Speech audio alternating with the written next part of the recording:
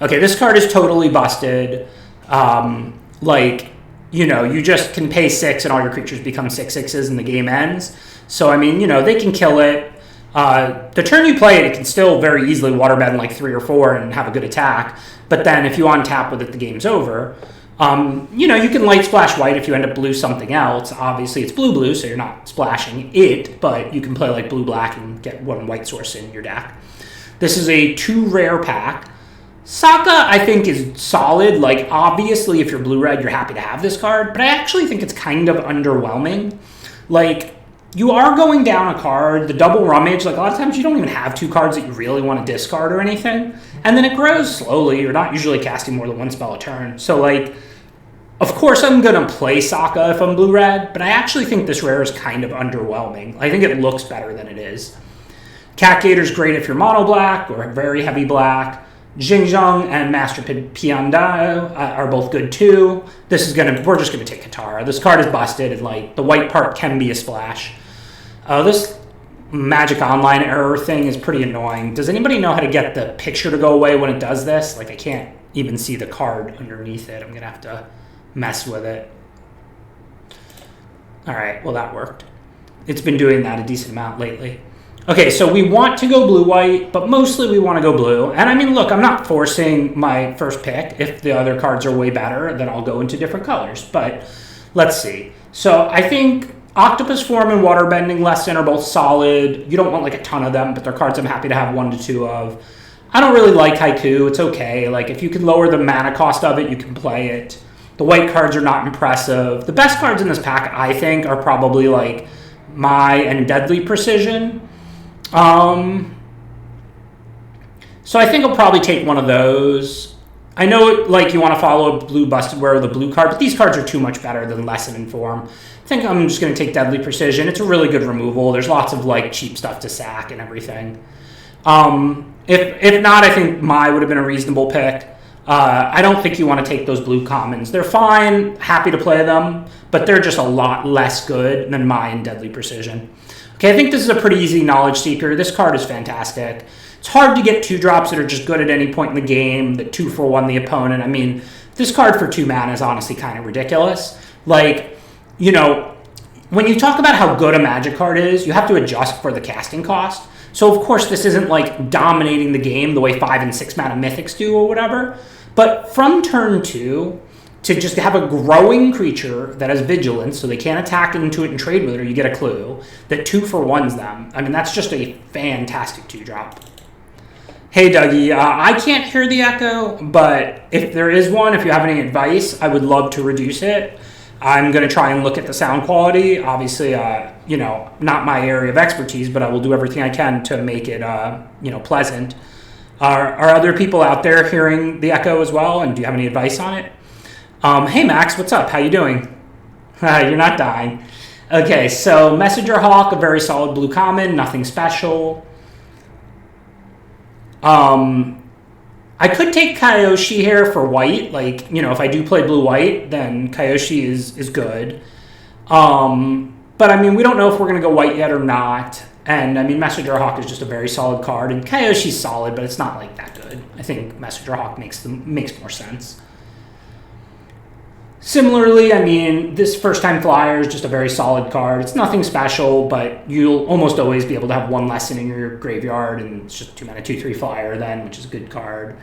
Earth Kingdom General, maybe slightly better if I go blue-green. Airbending Lesson, maybe around the same, maybe slightly better if I go blue-white.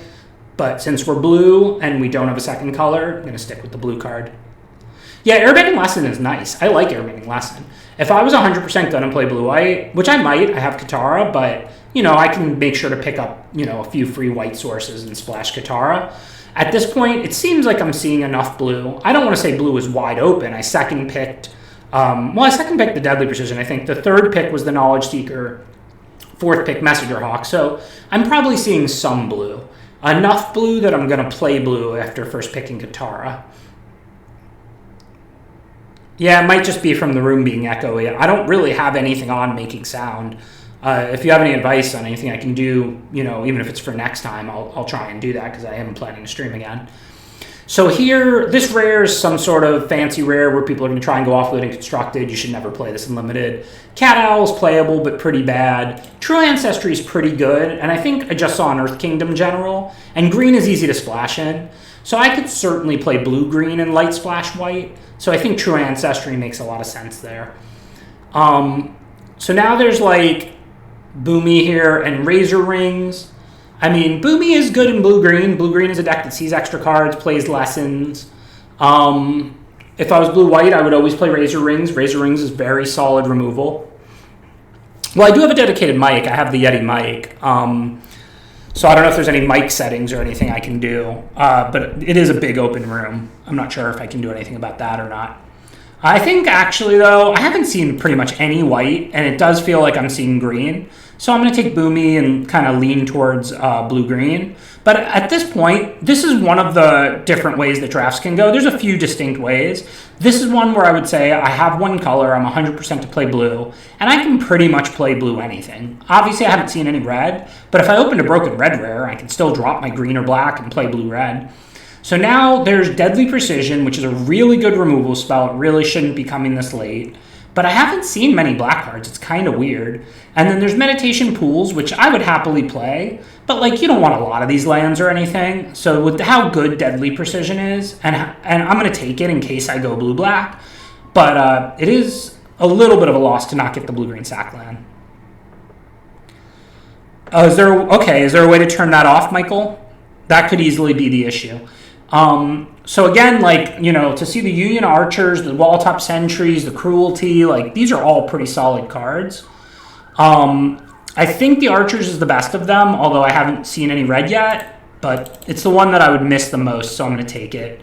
And now there's my Jaded Edge Tabling, and this is a good card. Trebuchet is also pretty good if you have sack stuff, which I have 2 Deadly Precisions, and I'm going to be more of a defensive deck. Feels like these are some pretty good cards to be coming this late. Yeah, I'll move the mic closer. That's a thing I can definitely do. So I'm going to take I think. I missed that pick. I'm sorry. I was messing with the mic, which is unfortunate because now there's another Union Archer, so I might go blue-red after all, but...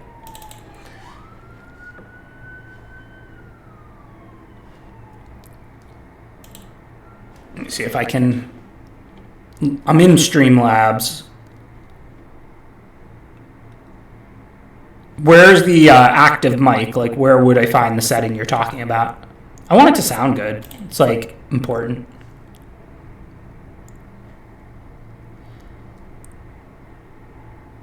Okay.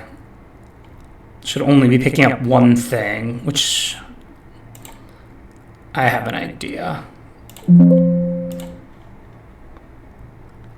Tell me if it gets better after I do this.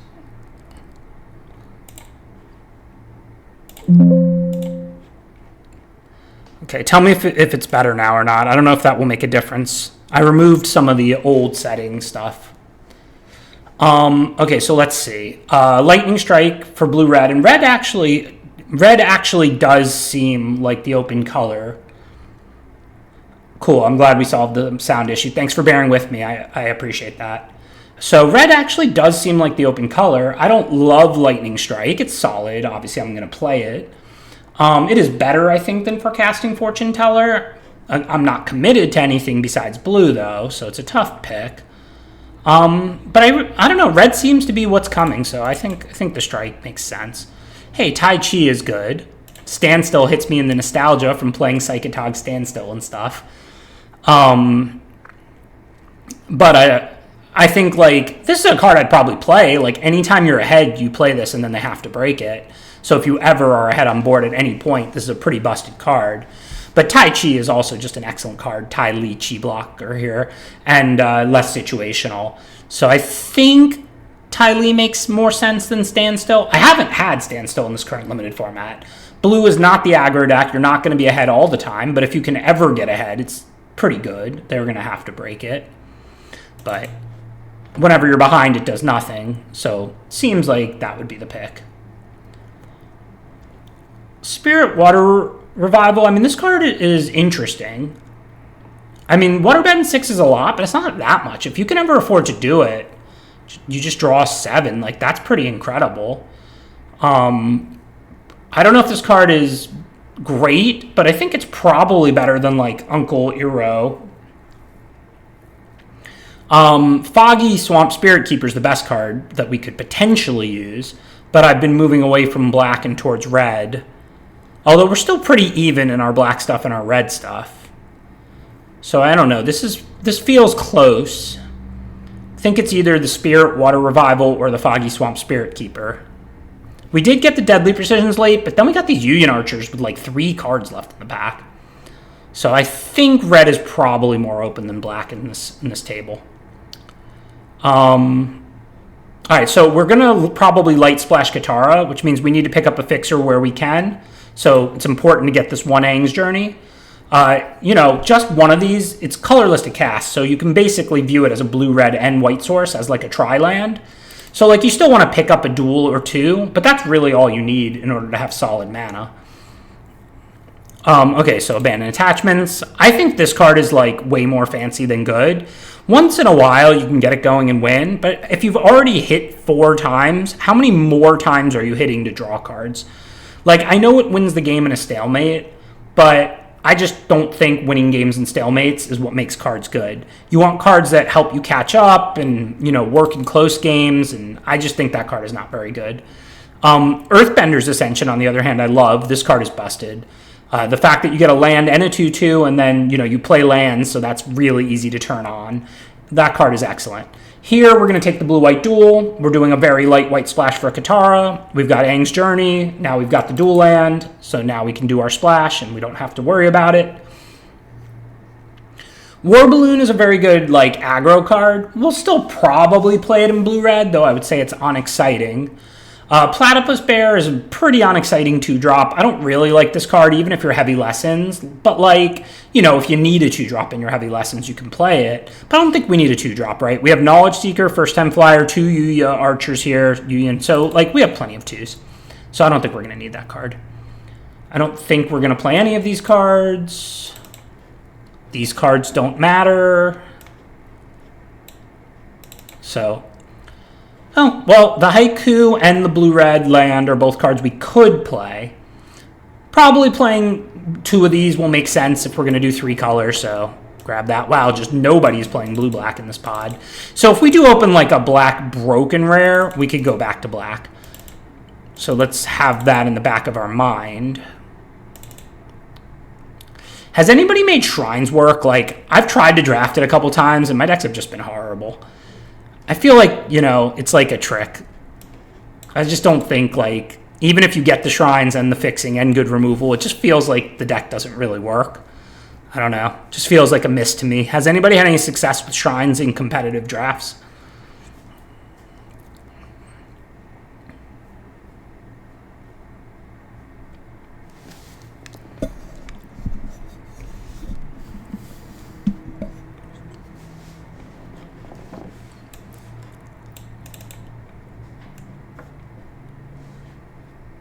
Needs a lot of pieces, yeah. So we have 13 playables here, so I do need to get a lot of 12 playables. So we do need to get a lot of playables this pack. So that's a little bit of an issue. Our cards look good, but I've been waffling. I need to make sure to draft all playable blue and red cards. Speaking of which, can I have this whole pack? So Firebending Student's fine. I would certainly play this card, but it's probably 3rd of the cards I'm considering. Accumulate Wisdom, whenever you draw 3, is totally busted. You can end up with a lot of lessons, but we don't have that many. We currently have 2. Even if we prioritize them this pack, we're probably not going to end up with, more than 5 or 6. So we're not going to draw 3 very often. So I think Firebending Lesson is just a clear pick. One of the things I will take credit for, even going back 10 years, I was starting to tell my teammates, I think people are valuing removal too high. Removal doesn't perform as well as it used to. Now, that's true broadly, but what really matters is not whether a card is a removal or not. What really matters is the specific card.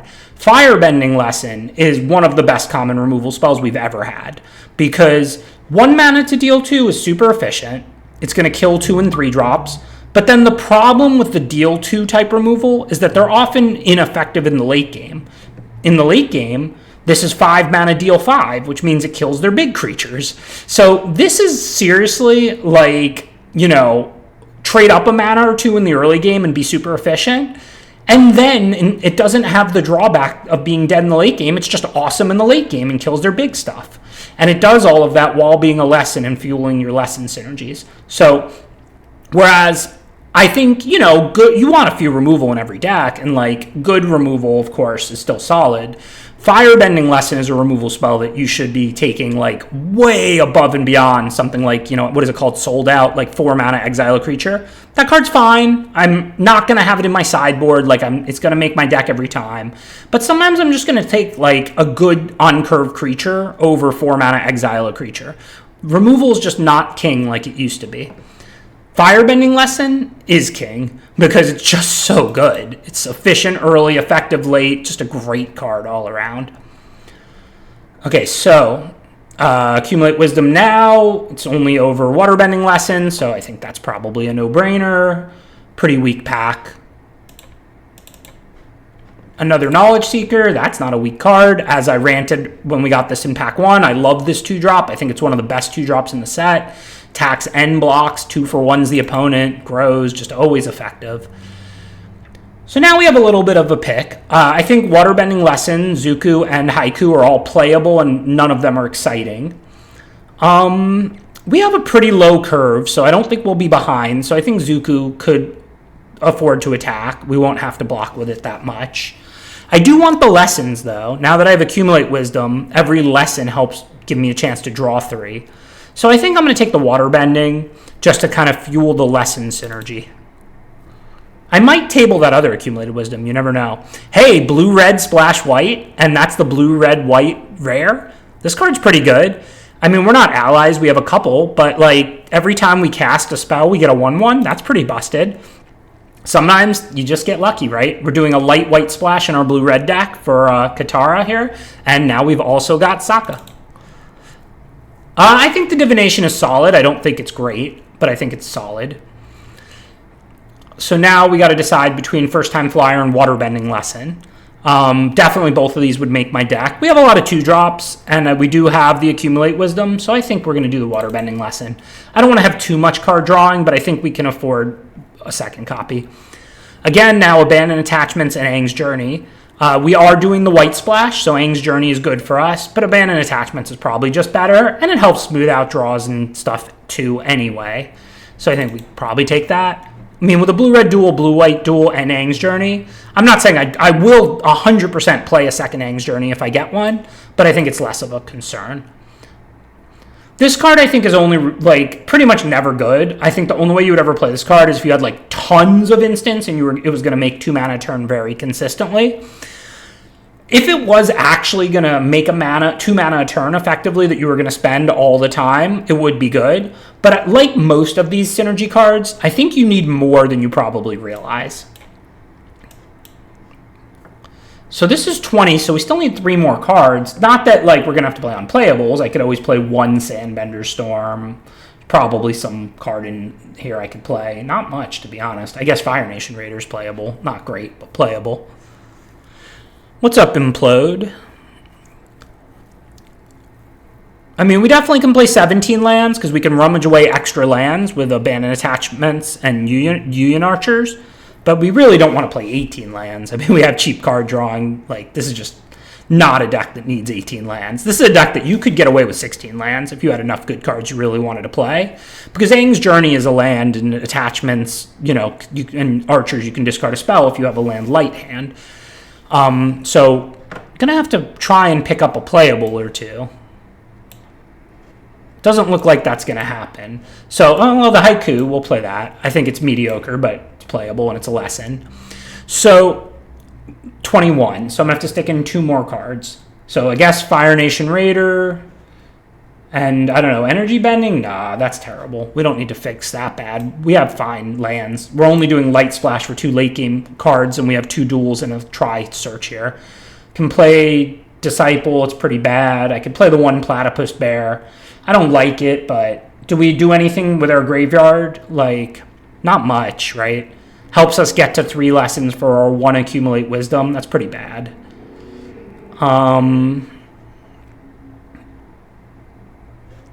We have a lot of card drawing. So, I mean, I could play the 2-mana 2/3 just to help us not get run over. We have 2 Spirit Water Revival and 2 Waterbending Lesson on top of the clue making. So I think we should just play the Platypus just to have a cheap defensive card as the last card. Now look, Fire Nation Raider and Platypus Bear, this is filler in this deck. Everything else is solid. I'm not saying everything else is amazing or anything. First time flyer, medium, second waterbending lesson, it's fine. In a deck with 2 Spirit Revivals, I could just as easily have 0 waterbending lessons. But overall, we have a lot of cheap cards. It's not going to be easy to run us over. And then we can win on power with all of our card drawing and then these rares and stuff. So it looks like a pretty solid deck. I would give this deck like a pretty average rating, but in the real scale. You know how like when most times people say their deck is mediocre, it means their deck is terrible. And when, they say their deck is great, it means it's a little above average. Like if they have a good deck that they're happy with, they think their deck is the bomb, but in reality, their deck's like a 6 or 7. This is a medium quality deck, I would say, on the real scale. Nothing wrong with this deck. We've got rares, we've got fixing, we have removal. Just like an average quality draft deck, I would say. So we're going to want 2 planes, I think. That gives us 3 plus the Journey. Both of these are blue, so definitely go down an island. So that's 8, 12, 14, 16. Wow, we get 1 more land than this? Okay, 1 more mountain then. Well, that's actually 10 blue, so that's a little extreme. We have more blue than red, but we also have 4 cards for red that let us like rummage and find blue if we don't have it. So probably 7, 6, 2. That looks good. That's 9 blue, 7 red, and 3 white, plus all the filter and sift and the Journey. That looks right to me. I think Sandbender Storm is bad. Now, this is best of 3 with sideboard, so if they have big creatures, I might board it in. But Earthbend 3 for 4 mana is not a playable Magic card. So, that needs to be the backup mode. So, I'll sideboard Sandbender Storm, and if they have multiple good 4-power creatures I want to kill, and then if they didn't draw one, you have the backup mode. But I don't think Sandbender Storm is a card you really want to put in your main deck.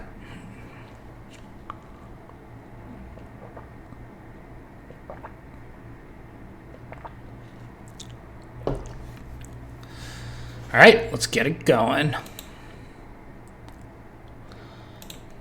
Perfectly serviceable hand. We'll play the Knowledge Seeker on 2, then we can play the Archers on 3 and rummage a card, which will grow the Knowledge Seeker, if we don't draw land. If we draw land, then we'll see what they do. Maybe we'll just play the Messenger Hawk or the War Balloon. Probably the Messenger Hawk. Actually, probably the War Balloon, given the Archers can grow it later. Crew it later. You don't want to have to sink the 3 mana into the War Balloon early, but we're on the play. Vehicles as a whole are just a lot better on the play because you're happy to tap the creature you just put into play and attack. Vehicles are one of my least favorite mechanics or card types or whatever of all time because they're so aggressive and so snowbally. When you're on the draw, vehicles kind of suck because you don't want to just tap the creature you put in play because you need to block. When you're on the play, you just have this big attacker that's basically no cost because you're happy to just tap the creatures you just put in play.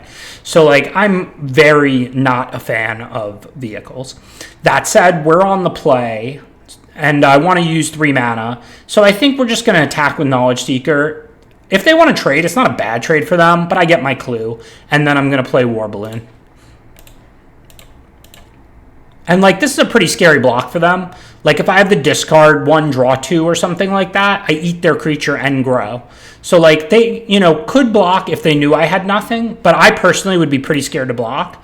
And even if they do block, I get my clue. If they knew I had nothing, blocking could be correct. But I think overall you probably don't want to be blocking the spot because I said, what if I just draw a card at instant speed and then your creature just gets eaten? And then the upside is so low. You get maybe an okay trade. No, I don't want to go into a 4th color Springbok. I'm not trying to toss swamps into the deck. The fixing isn't there. Okay, so we're going to start with the Archers. Well, actually, now we have another Knowledge Seeker. But if I just play Knowledge Seeker, then I can't even attack with the War Balloon. That's pretty bad. And I can always draw cards with this deck. So I think we're going to start with the Archers. I don't know what I want to rummage away. My hand is so good. I definitely want to rummage away something because I'm hoping to draw a land so that I can cast one of these 2-drops. I guess I could get rid of the first time flyer. I mean, it's probably the weakest card in my hand. I should find double blue sooner or later. I guess that's correct. This is the cards in my hand are pretty good. But first time flyer is just the overall worst card in my hand. Okay, so that works out pretty nicely. Now we can use all of our mana. If we had already had land 4, of course, I could have played the Seeker and then the Archers and then grown the Seeker. That would have been a little bit smoother, but that's okay. And again, this really should show you the power of Knowledge Seeker. So my 2-drop traded with their 2-drop and left a clue behind. So, like, I'm up, like, a card. I mean, it's really like a fraction of a card, but whatever. And I spent 2 mana and they spent 2 mana. Like, and they made that trade because Knowledge Seeker would likely grow and be even scarier later. And their creature does things when it stays in play, and it's not a vanilla creature, and they were still happy to trade and take the risk of me growing it at instant speed. So, like, really, I can't emphasize enough. Knowledge Seeker, excellent card. Now, here I'm not going to trade because theirs leaves something behind when it dies, and I'm not ready to sack all the extra clues yet, but I will be drawing cards and growing the Knowledge Seeker. So here I'm just going to take their hit. Yeah, probably they didn't have a lot of allies in hand, Springbok. That's true. Okay, so I think probably we'll start by sacking a clue. If we don't draw a land, though, it's not great. But if we do draw a land, then we can just either play Messenger Hawk or pay 3 and activate the War Balloon. I'm not even sure which of those I want to do. The thing is, like, if I don't sack the clue, I'm casting Messenger Hawk. I'm, like, stranding a mana. It's, like, not a very smooth turn. So I think if we sack the clue, then we can draw a land. We can probably just cast the Messenger Hawk and crew the War Balloon and hit them for 7. We have to use one of the 3 power creatures. Oh, no. Wait, will this be +2/+0? That's, like, a static ability, right? So if we draw the land... If we sack the clue having drawn 2 cards per turn, the Hawk will be 3 power even though it's not in play, right? So then we can crew the War Balloon with the Hawk. Yeah, so that would be excellent. So it's a no-brainer to go for it. Because if we draw an on-tap land, we get to hit them for 10. We get to crew this with the Hawk. Okay, so we didn't, but we drew almost as good. We drew Archers, which can crew the balloon. So now we'll just play the Archers and crew the balloon, and we'll discard probably this Engine Room. Maybe I'll discard the Hawk, honestly. This is our second blue, and we have Spirit Revival. So it's kind of wild, but I think this might be a little bit of an aggressive play, but I think it's actually right to discard the Hawk and just play the land. Remember, this is a draw 7 if I want it to be. So I think we're going to discard the Hawk. Oops. And then we can... I don't think any of this is going to matter. We're going to attack them for 10 here. I don't even know what they have. Seems like they're probably missing their second color. No, it looks like they got something. Let's see what it's going to be. This is 9 to draw 7. And remember, Waterbend, you can tap your creatures. Okay, so they're just playing a removal spell. That makes sense. But yeah, we can pretty much just slam this and draw 7. Like 5, 6, 7, 8, 9. I mean, I'm definitely still not trading with the Ruffians. They shouldn't attack. I think they attacked hoping I would block. They're obviously not winning this race. This isn't really a position where they want to be attacking. So I think we're probably just going to slam this, right? 7 and no maximum hand size? Seems good to me, right? Don't sleep on the bonuses on your draw 2s, huh? I mean, they're not going to 17 me. They can't really, like, all-out attack. I mean, I'll kill their blocker and kill them. They can definitely get me for, like, 7 damage or something, but they're going to need at least, like, 2 blockers left, probably. Oh, that was a lot of garbage. What did I draw, like, 4 or 5 land and 2 card drawing spells. That was not what I was really hoping for. I guess if they have Rock Avalanche, that's +6. They're pretty close to killing me. They might be mono green. They might be like a mono green Rock Avalanche deck.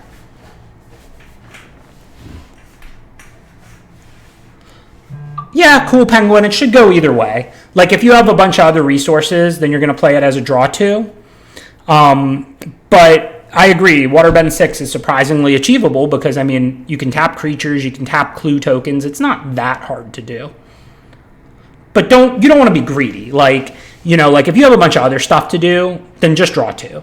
If you're pretty much out of resources and you've dumped your stuff out, then draw 7.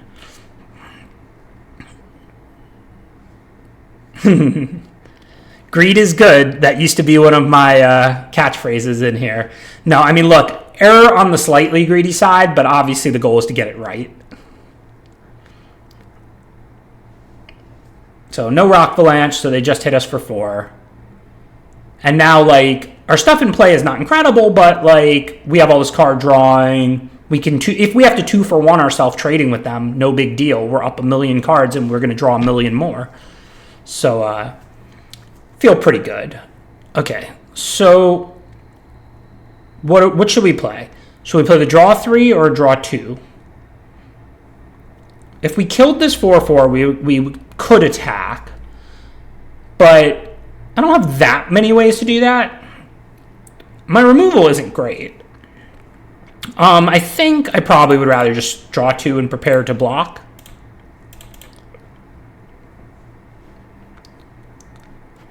Discard a mountain. So now I think probably we want to just play creatures. I could attack with the Knowledge Seeker. I guess if they trade their 4/4 with it, that's good for me because that's their only reach creature, and I do have flyers. So I think that's an attack that makes sense. I think trading, even though the Knowledge Seeker could keep growing, so I'm not sure. I could always just play the Hawk and pass with 2 up, and then I can grow the Knowledge Seeker on their turn with Abandon attachments. So it's tricky, right? They only have 1 card in hand, so there's a good chance they don't have a trick. So if I grow the Knowledge Seeker to a 6/5, which I can do on their turn by drawing 2 cards, then I can eat their 4/4s. So that has a lot of value. On the other hand, this is their only reach creature and stops my flyers. So you could definitely make an argument for attacking with the Knowledge Seeker and an argument for not attacking with the Knowledge Seeker. I think probably I attack with the Knowledge Seeker here because then I can just play the 2 flyers. And yeah, as somebody points out, I would have to get 1 bigger than that. I mean, we don't know what they're going to grow with Lessons from the Vine. There's, generally speaking, you want to grow your smaller creatures, but they could grow their 4s to 5. It's a good point. Springbok and Argon Townic. So I think we should attack because this is just a very good trade for us, right? It's even, but it leaves us a clue, but it also removes their only reach creature with them at 10, and we have 5 power worth of flying to play. So removing their only reach creature seems pretty good to me. Hey, Burnator. Thanks for showing up. Happy to be streaming. So now we have to decide whether to play Hawk and Platypus Bear or Hawk and First Time Flyer. We can kill them in 2, but I don't think we want to be on the aggressive side. I think we're more interested in good blocks. We're up a lot of cards. So I think I want to play the Platypus Bear.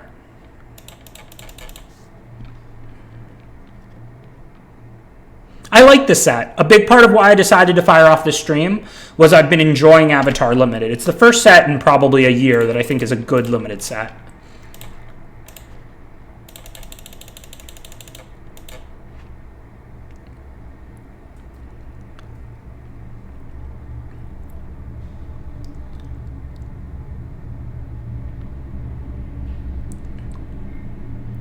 I didn't really like Final Fantasy. I'm not talking about like the theme or any of that. Like, I know people have strong opinions on this. I'm not, I don't really care about Universes Beyond or, the traditional Magic themes. Like, none of that really matters to me. Maybe they did a good job with the set Final Fantasy and Spider-Man as far as like the theme and the AP or whatever. The OP, I mean, whatever it's called. But Personally, I think as far as limited gameplay, Final Fantasy was medium. Like, it wasn't horrible, but it wasn't great. Edge of Eternities was bad. Like, I would give Final Fantasy like a 4, Edge of Eternities like a 3, and Spider-Man like a 1. Like, so I think the past couple limited sets have not been fantastic.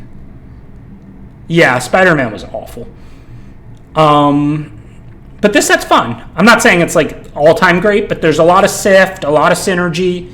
The things that I generally like in a limited format are optionality that mitigates flood and screw. Cards like Yuyan Archers here is a fantastic design. Abandoned Attachments that is more playable than usual because of the lesson synergy. Clues, I love stuff like that. And then I love small synergies. I don't like all-in decks where like you're just sorted into a deck. Like you draft a couple build-arounds and then there are just cards that are for you and for nobody else and you know what they are and you're taking them. That's boring. What I love is, you get rewards for lessons. So I can't just take lessons over way better cards, but I have to take lessons a little bit higher. I got a second reward for lessons. Now exactly how high do I take the lessons? I love like small synergies that feed off each other, not like all-in focused combo decks, right? Like when a deck is just all-in and focused, like that's constructed. Whereas when cards get a little better or a little worse based on what else you have to pair them with, then it's just like a constant reevaluation, and that's really fun to me. Okay, so I want to block their creatures. So this just seems pretty straightforward. They have 2 cards in hand. Maybe they have something, maybe they don't. I don't really care about my creatures except for the flyers. I'm happy to trade, so I'm just going to go ahead. I don't care that they're 2 for 1ing me sort of here. I'm just going to go ahead and throw out the blockers, make the trades, try and keep my life total up while I try and draw cards and kill them in the sky.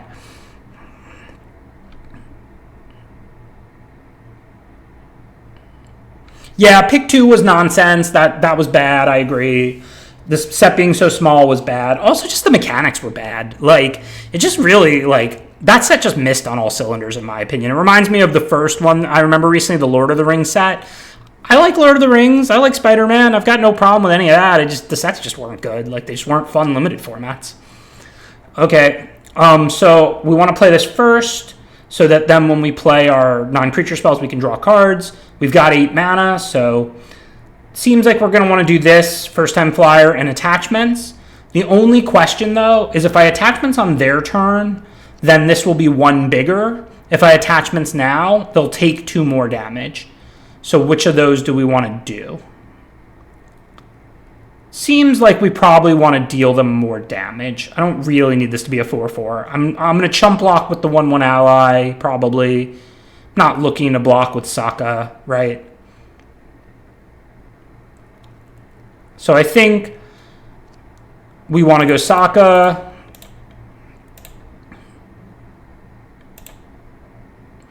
And then we're going to play Abandoned Attachments. And then unless we find something better to do, we're going to play First Time Flyer.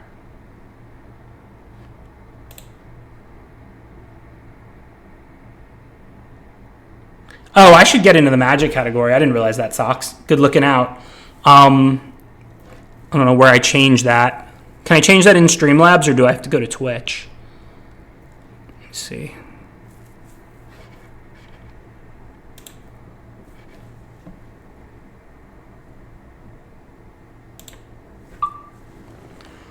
I'm just messing with my Streamlabs a second. Make sure I'm in the right category if I can be.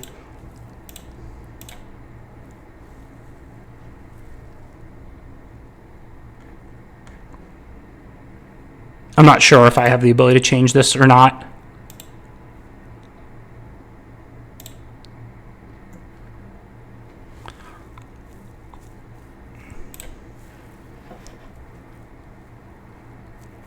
Thanks, Ox. Good looking out. As usual, you are far more on top of things than me. Okay, so I could cast First Time Flyer, or I could also just cast like Accumulate Wisdom or Aang's Journey. I get a second 1/1 chump blocker. I do want the flyers to kill them, but I also kind of want to just chump block, I think. So I don't know. I'm not sure. I mean, I could probably kill them with Menace Prowess, like, next turn, potentially. And also the life would be nice. So I think I'm going to Aang's Journey. I feel like make a second chump blocker and gain 2 life, so it's a little harder for them to sneak in a victory somehow or something like that.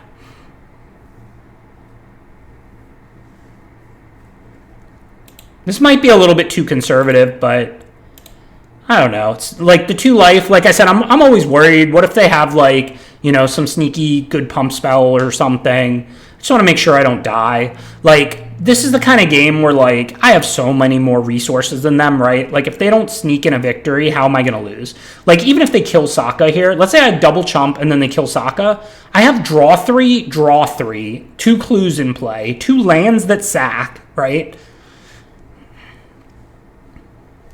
And if they don't kill Sokka and I untap with it, I'm definitely going to win. So, like, I don't know. I just want to make sure they don't, like, sneak in a victory somehow, right?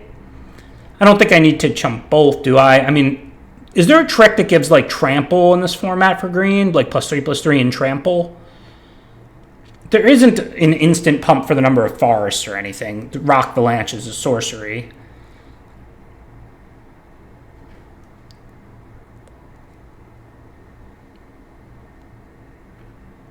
So, I mean, 1 chump or both chumps. 1 seems fine.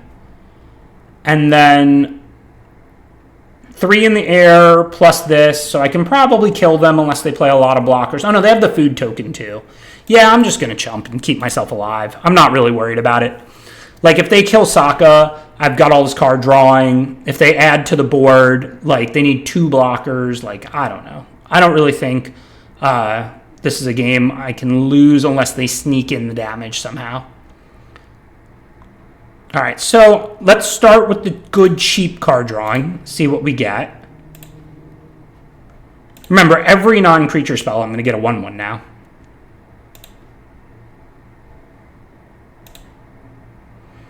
So War Balloon will grow this and give me a 1/1. I can't get it to 7, so if I attack with it, ultimately they're going to be able to trade their 2 creatures for it. That's fine. Assuming it's already made most of the 1/1s. So I think I'm just going to play Water Balloon.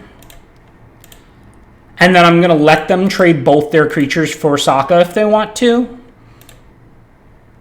Which they have to do or they will be dead. And then I'll just play my 2 more creatures, right? And then they'll die next turn to my flyers.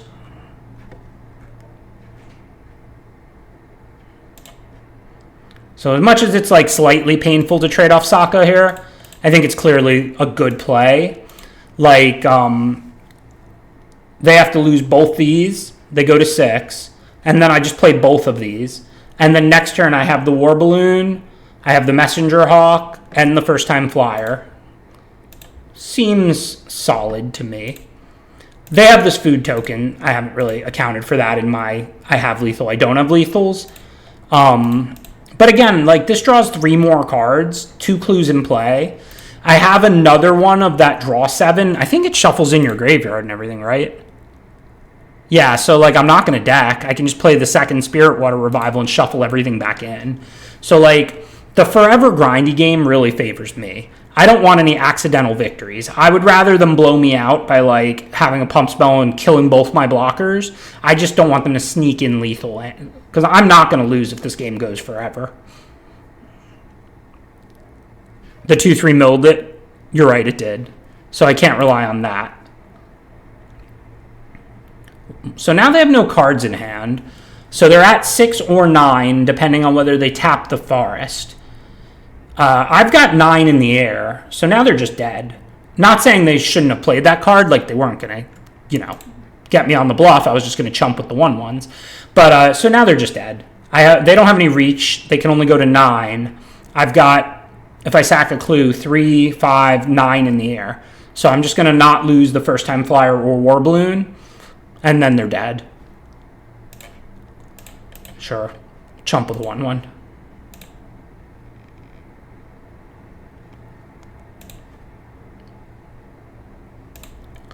So now we don't have to, but there's no reason to show them Lightning Strike. So we'll just draw a card. And then, doesn't matter which way we do this.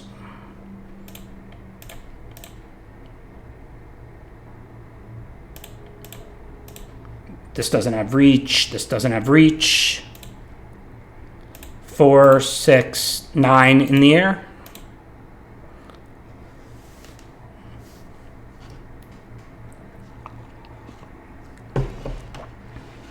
I am still doing coaching. Thank you for asking, Rexus. Check out bensmtg.com if you want to book a coaching session. So they do have some decent sized creatures. So I could see bringing in one Sandbender Storm against them. Fire Nation Raider is going to be tough to do on the draw. We'll leave in the cheap blocker. I think that makes sense. I don't think I necessarily want to bring both in. It's not like there's stuff I have to kill necessarily, but I should find one decent target for that, I think, against a green deck. I might bring the second one in next game if there's a game 3. Okay, not a great hand, but obviously not a hand we're going to mulligan. We've got our lands. Hopefully we can draw a 2-drop. If not, I'll almost certainly accumulate wisdom. I mean, we're not getting 3 lessons anytime soon. If I draw a 2-drop, then I'll just do that instead, of course. Hey, there's a 2-drop. And what are we going to rummage away? We can rummage away the plains. Our white cards are all single white.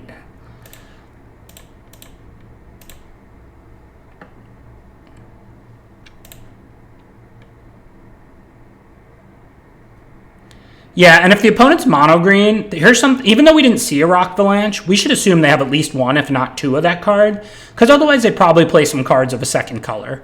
So these are the kind of things you want to deduce from the information you have, right? Like if we're in a position where we can't lose, but like a 6/6 haste would kill us, we should probably assume they have a Rock Avalanche in their deck if they're mono green. Seems like a pretty easy Messenger Hawk and pass. Don't really want to attack. Just use our 3 mana, cast our 3-drop.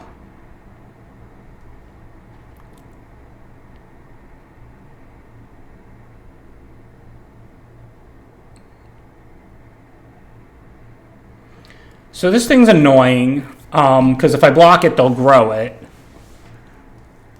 So the Foggy Swamp Vinebender is going to be hard to block. It's an annoying creature. Hopefully we'll draw Lightning Strike now and strike it. That would be awesome.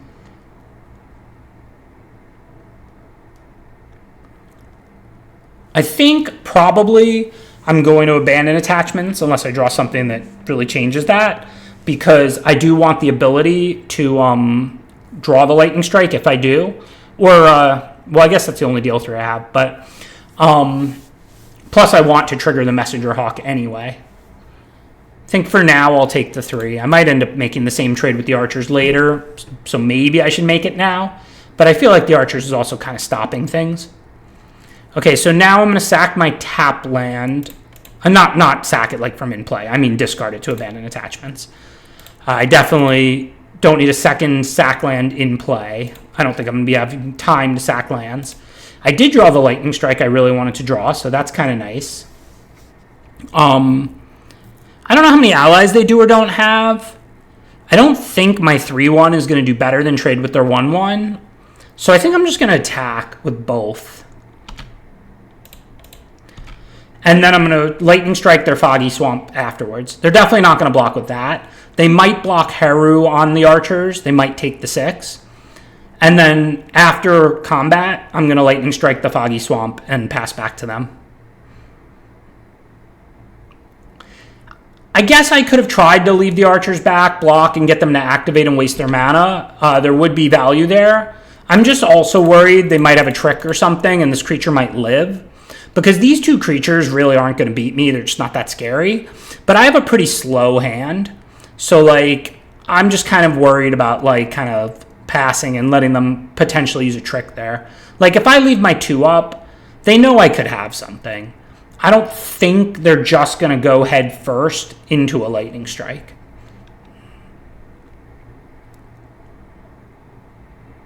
So it looks like maybe they're going to cast Badger Mole or something that costs 5.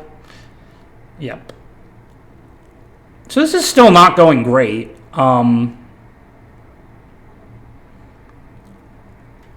I think the 1/2 is going to have to block. So I'm just going to leave the mana up. If they play something, I'll counter it. Pretty much anything. I can't be too picky right now. If they don't, then the 1/2 trades with the 3/1. Okay, well, we're certainly going to counter that.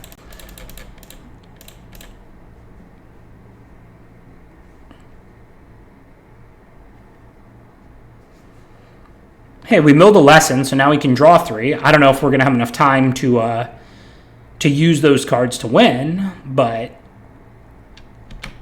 better than drawing 1. But we're obviously on our back foot here. Pretty tough.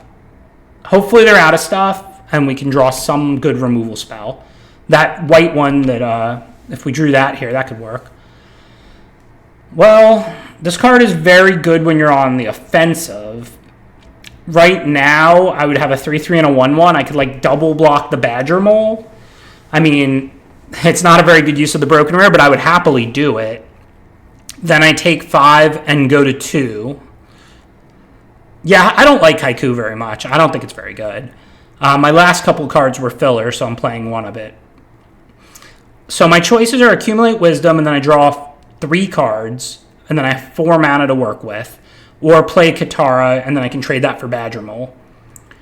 It's kind of tough. I mean, I have a lot of small creatures, which are not going to match up well against a 4/4 and a 5/5. I do have a copy of that white card. I boarded in.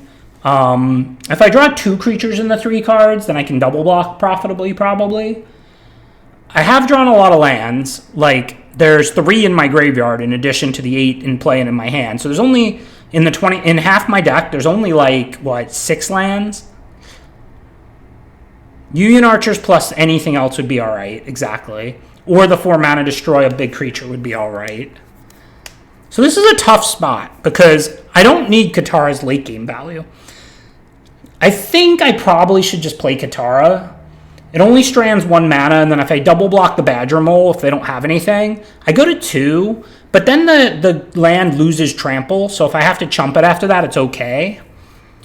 So I think I should play Katara here and just double block Badger Mole, but this is a really close play, I think.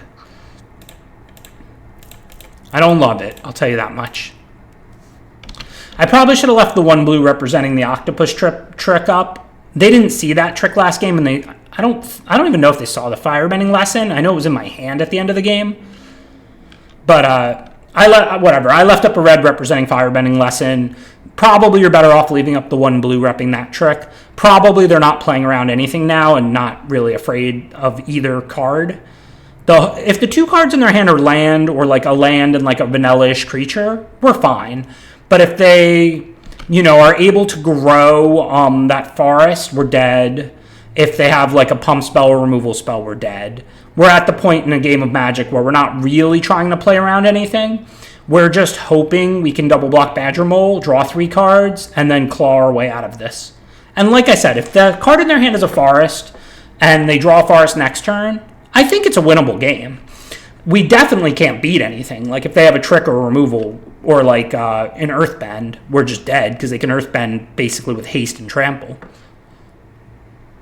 I can't really single block. The Waterbend is only on your turn, so I can't I wish I could block and then Waterbend 4, right? This is only on your turn, I think.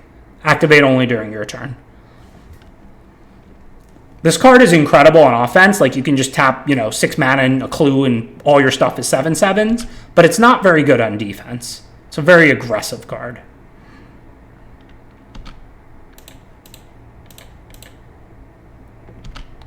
But I'm happy with this exchange. Now, we do need to stop 2 creatures, but the land doesn't have trample anymore.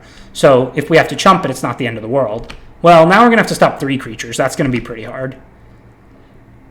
I should have went for the draw 3. All right, well, no real choices. I don't know if we can stop 3 creatures. I don't know if it's possible. If we have life gain, maybe. Yeah, we can't do anything here, right? I could play this to draw 2, but then what? Pro MTG wins. Amateur MTG loses over here. All right, so 2 Badger Moles. They have a lot of stuff, so I'll bring in this. This does seem good against them. Haiku is a little better on the play than the draw, and it is better with expensive instants to leave up also. I think I can board out the Platypus Bear. I know we got ran over last game, but I have 5 2-drops in addition to Lightning Strike, so it was just a little bit of an unlucky hand. Plus, we're on the play and not the draw. So I think this makes sense. I don't think we need more white sources. I mean, still only, 4 cards and 4 sources, plus a bunch of card drawing and sift. So, of course, we draw a slow hand, but we didn't draw the cards I boarded in anyway. And I can't mull this, obviously. If I don't, I'll probably ship one of these to the abandoned attachments. I mean, if I draw an island or a mountain turn 2, I might just ship a land. It's okay to be a little bit greedy, right? I'm going to draw a lot of cards. Yeah, probably we're going to discard Sokka. I don't know. Well, I didn't draw a land, so I'm not going to discard the one island, obviously. So we're either going to discard, like, Sokka. I could discard Waterbending Lesson, actually. Now that I've accumulated Wisdom, that would put 2 in my graveyard, which would allow me to get to 3 pretty easily if I draw anything. But then Waterbending Lesson, I know, is the card I can cast, but there's not that many white cards in my deck. I think that Sokka makes more sense to discard than Katara. So I think the only, we can't discard the one island. If I had drawn like a land this turn, I might have discarded a land, but I'm not going to discard the only island in my hand. So I think the choice here is discard Waterbending Lesson or discard Sokka.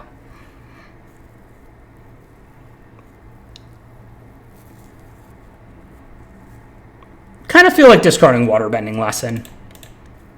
Hopefully we'll find a Plains or just like other stuff to do. But I have like another Abandoned Attachments. I have another Waterbending Lesson. I have 2 copies of the 3-mana Draw 2.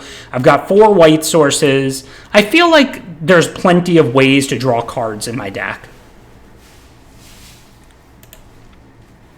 So I think I'm just going to clip off the Mana Producer early.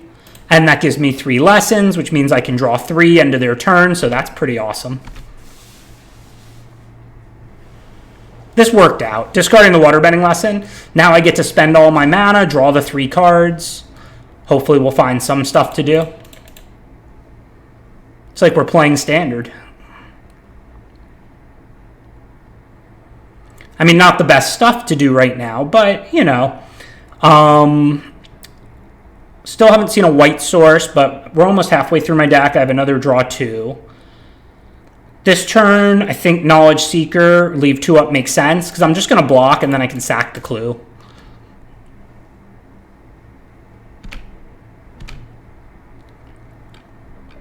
Just going to keep digging for that white source and just digging in general. I mean, I can't really lose unless they get in 20 before like I can draw my cards and stuff.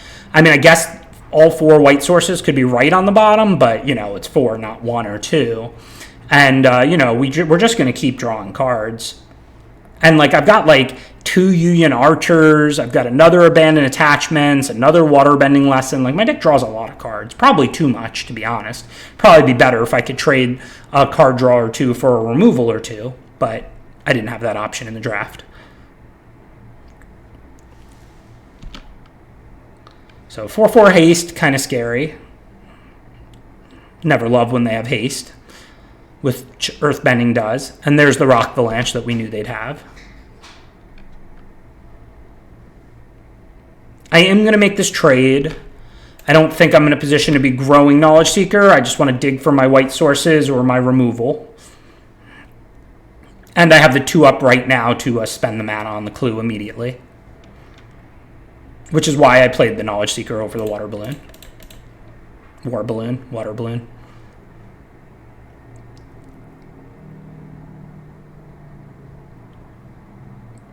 Not feeling great about this game. So if I play tapped North Pole Gates and War Balloon, I take the hit this turn. Then next turn, I've got 6 mana. I can play like Katara and have the 1/1 and the War Balloon to block with. I can use Katara to crew the War Balloon. And then I can try it on tap and have 7 mana and play Sokka and Spirit Revival. So that seems correct. Hey, DJ. It's not great. I can't just pass, right? With like Haiku up. What if they don't even cast anything?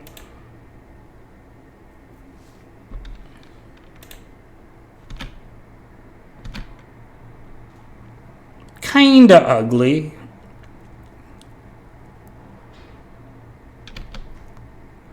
But if they're attacking with those lands, they're not using them for mana. I don't know what they have or don't have. Okay, so they hit us for the 6, but they didn't do anything with their 3 mana, so that's decent. So I think we proceed with the plan now, right?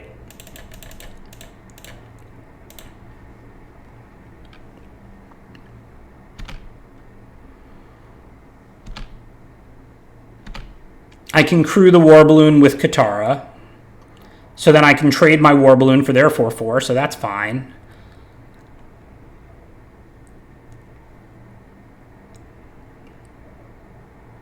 And then next turn with 7, I can go Sokka, draw 2, make the 1/1. Hopefully can claw my way out of this. It could be tight. I know if they draw a land, they can Rock Avalanche. They can make something giant. That is going to take up their whole turn. Now, it is scary if they then, the following turn, they can play a Badger Mole, and then the land will have Trample. So they went with the Badger Mole here. So now I can't let them Rock Avalanche or I'll just die. So I'm not going to be able to tap. I'm going to have to leave Haiku up probably. Well, I guess they can't attack with it that turn. So maybe not. Let's see what we draw. No help there. So what do? If I go with the Sokka Spirit Revival plan, I mean, if they want to Rock Avalanche this turn, they have to tap out. Like, they can't attack with it.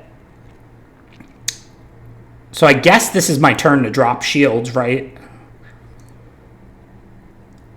Can I attack? Like, let's say I activate the War Balloon and then I pay 6. All my creatures become 6/6s.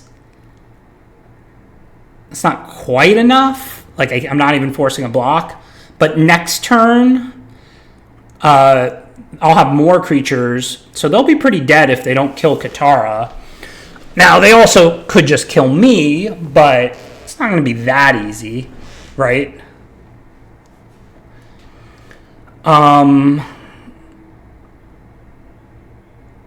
Yeah, I'll attack with Katara. No reason to miss damage. Because if they block, then I would just Waterbend 4 and eat their creature. So they're not going to do that. And then, good call. Or Waterbend 5, I guess. The question is, do I want to attack with anything else? But I think not, right? I want the War Balloon to block. I definitely could need some blocks.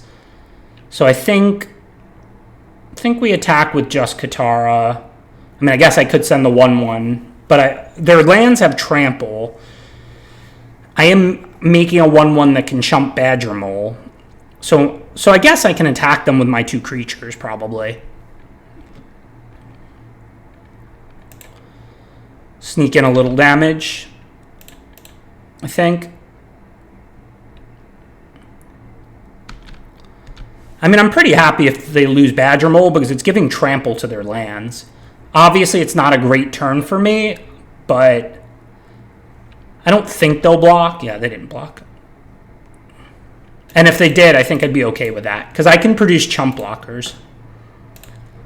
So now we're going to do the Sokka and the Water Revival for draw 2.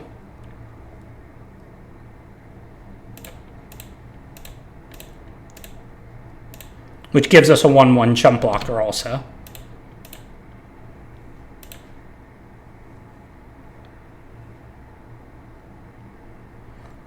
Oh, I screwed up. They weren't going to block. I forgot Katara was an ally. I just missed 2 damage. I should have done Sokka Spirit Water Revival pre-combat, Then I could have attacked with the same 2 creatures because they had Menace and they only had Badger Mole untapped, and they have Prowess, so I would have hit them for 2 more. So I just missed 2 damage. I should have went Sokka, Spirit Water Revival, then just hit them for 6. Sorry about that.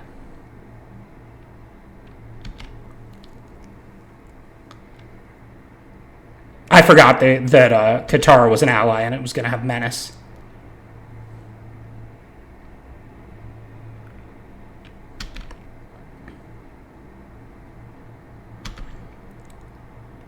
So now the plan is just basically... well, they're just dead, right?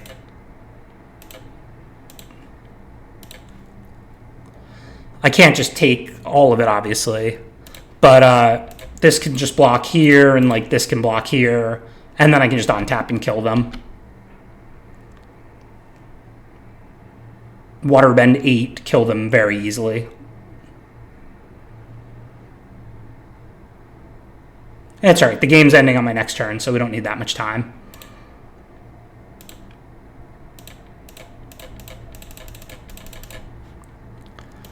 All my creatures are 8/8s. 8/8 Menace Prowess. I think we played that game perfect in terms of sequencing and all of that, except I think I missed 2 damage that one turn, like I said. But I think discarding the waterbending lesson, I know it worked out. I'm not trying to be hindsight biased, but I think that was right. Because like my deck has so much card drawing that I can't be worried about running out of resources in a position like that. I'm much more worried about my hand being too slow.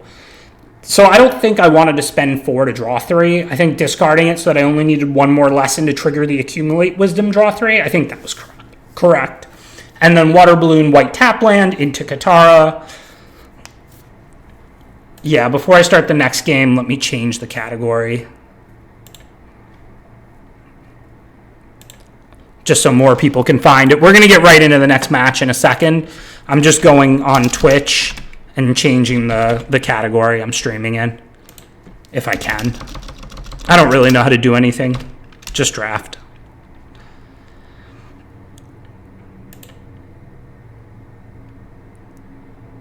Let's see.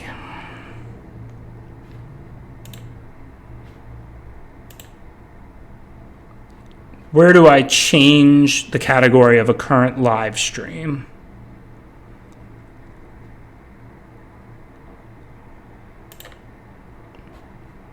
Manage stream, that's probably a good spot for it.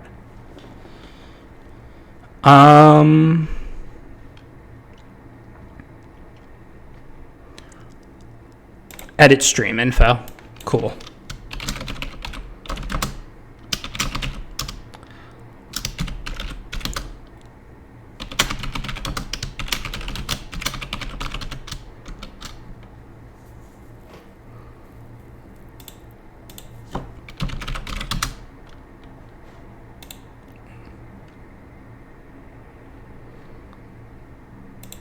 Okay. Should be updated. Let me know if it is. Thank you, Socks. Good looking out. Now let's get into the next match. Probably a bunch of people saw and were like, why would I enter this random category for this Stream Champions game? But hopefully now we're back in the Magic category, and I changed the title to MTGO Draft Leagues. Did anybody see anything they would have done different that like they thought was a mistake? I mean, I know it's easy to say your plays were good when they work out, but like I really think like that, knowing my deck, knowing I have 2 copies of Waterbending Lesson, 2 copies of 3 mana draw 2, it's pretty hard for me to imagine that I can't throw away a Waterbending Lesson there that I'm going to want to pay for and draw 3. Like that's great in the late game, but I don't even really want to be playing both Waterbending Lessons in this deck, but I didn't really have more playables to choose from. I waffled quite a bit pack 1, if you saw the draft.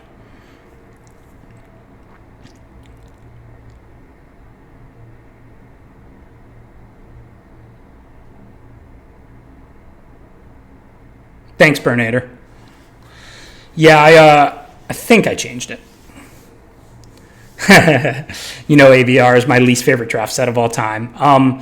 I didn't play Spider-Man enough, but I like I said, I did like 10 drafts or something, and I was like, this is awful. It was definitely competitive with AVR.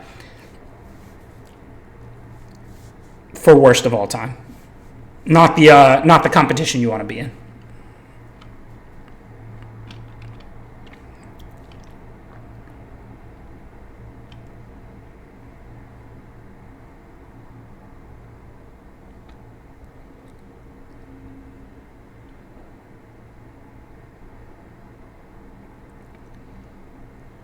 Oh, that's interesting. That's an interesting line, Oblivion. So I did miss that because of the vigilance. I could still waterbend 7, not 6. Now, don't get me wrong. Then they have to block, and then my creatures are like tapped. Like I don't have the war balloon to block with, so I can't just do that or I just die. Now, obviously, once they block, I don't have to tap all my stuff. So like what ends up happening is they have to block. And then I have to waterbend like 5, so I can leave up like War Balloon to block with and eat the Badger Mole. Yeah, that seems better.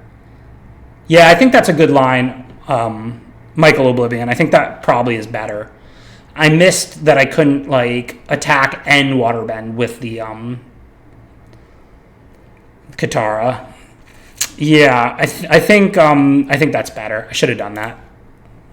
Good catch. Okay, this is a pretty solid hand.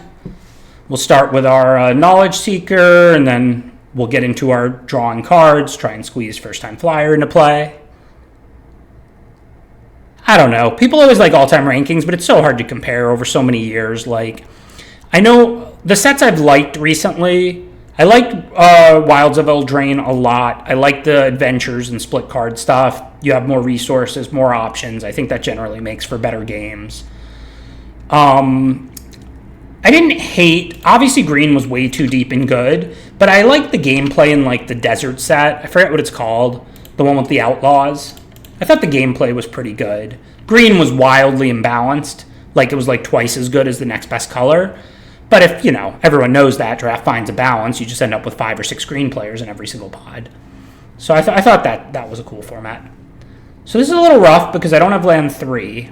So I can either draw cards and try and make my land drop or recast my Knowledge Seeker. You want to have your Knowledge Seeker out when you're drawing cards, but of course making land drops is more important than that. So I'm not really sure. Yeah, Outlaws of Thunder Junction is the one I was talking about, where green was way too good with the Outlaws in the deserts. I thought the gameplay was pretty good in that format. But the draft balance was terrible. So I don't know. I think if I was going to cast a creature here, I would certainly just recast the Knowledge Seeker. So my play is either abandon attachments and then draw 2, so I can presumably make a land drop by seeing 2 cards, or Knowledge Seeker.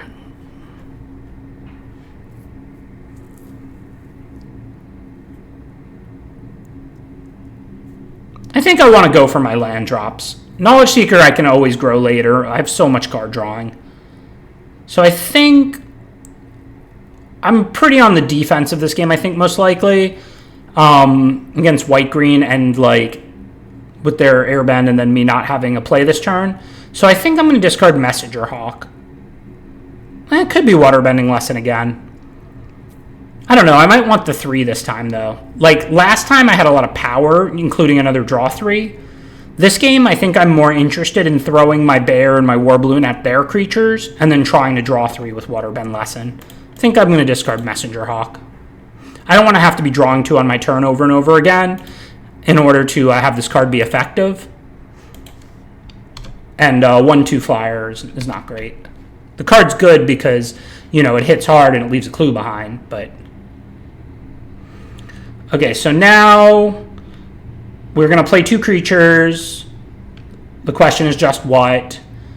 If we don't want to discard anything to rummage, we can play Seeker and First Time Flyer, and that looks pretty good. Otherwise, if we wanted to rummage, we could play the Archers, but we don't really have anything we want to discard. I mean, the Platypus Bear we could discard. It's obviously not a great card. I guess we're not going to want to discard our next land. So actually, I guess we're pretty happy to discard Platypus Bear here, right? So I think the play is Knowledge Seeker, Archers, discarding Platypus Bear. It is one of the weakest cards in our deck, and this way we grow the Knowledge Seeker now. We can potentially grow it again next turn if we want to.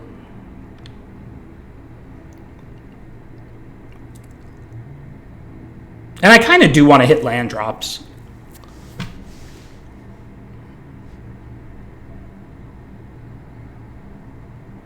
So what are our choices? We can Waterbending Lesson, which it's nice that we will get to use all of our mana. The only way we don't discard a card is tapping our Knowledge Seeker. We don't want to do that because we can attack for 4. We'd be quite happy to trade for the Foggy Swamp. So if we draw a card and trigger the Knowledge Seeker, then we get a nice attack in. We could also play War Balloon. It's a good blocker. But then we just strand a mana. I think we want to develop. This looks like a good opportunity to just draw 3 cards. Grow our Knowledge Seeker and attack. Just discard like a mountain. Now I can definitely attack with the 4/3, happily trade it for the Foggy Swamp if they want to do that, which they probably don't, but if they did, that would be cool.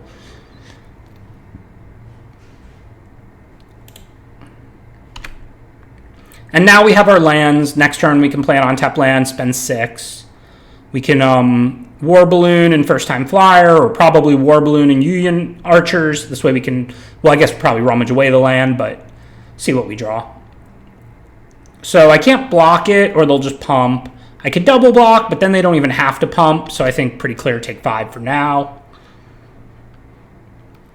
It doesn't have trample or anything, and I have lots of 3-power creatures, so I can always block it later.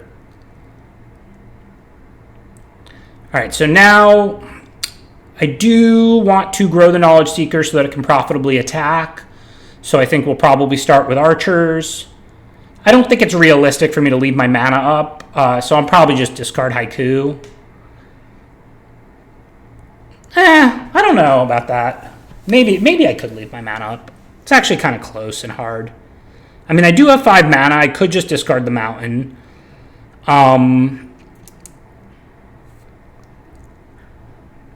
I think I'm going to attack with both creatures. I'd be happy with either trade. So I think pre-combat I need to go Union Archers. The question is, what do I discard? What do y'all think? Mountain is a candidate. Haiku is a candidate. I mean, I'm not going to discard War Balloon, I don't think. The Archers can crew it, so it's a good blocker immediately. First Time Flyer, I mean, it's not a great card, but I mean, probably I'll have the opportunity to put a 2-mana 2/3 into play. Think I should probably discard Haiku, but, you know, they're on 4 mana. They have all spells in hand. Like, I can't leave Haiku up this turn, but there definitely could come a turn in the future where I have, like, 7 mana, and I can just, like, play a 2-drop and leave up Haiku. I'm not really sure. Like, I could discard First Time Flyer, play the Archers and the War Balloon and a land. I mean, probably I should just discard Haiku. Like, there's no reason to think I'm going to need to counter a bomb or something. Like, I can just dig and answer things.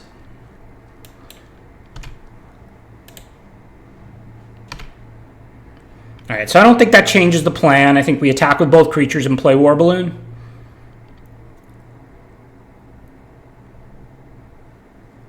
They don't have a good double block. Like, I can put 3 on the White Lotus, 2 on the Compassionate Healer, and kill both if they double block the Knowledge Seeker.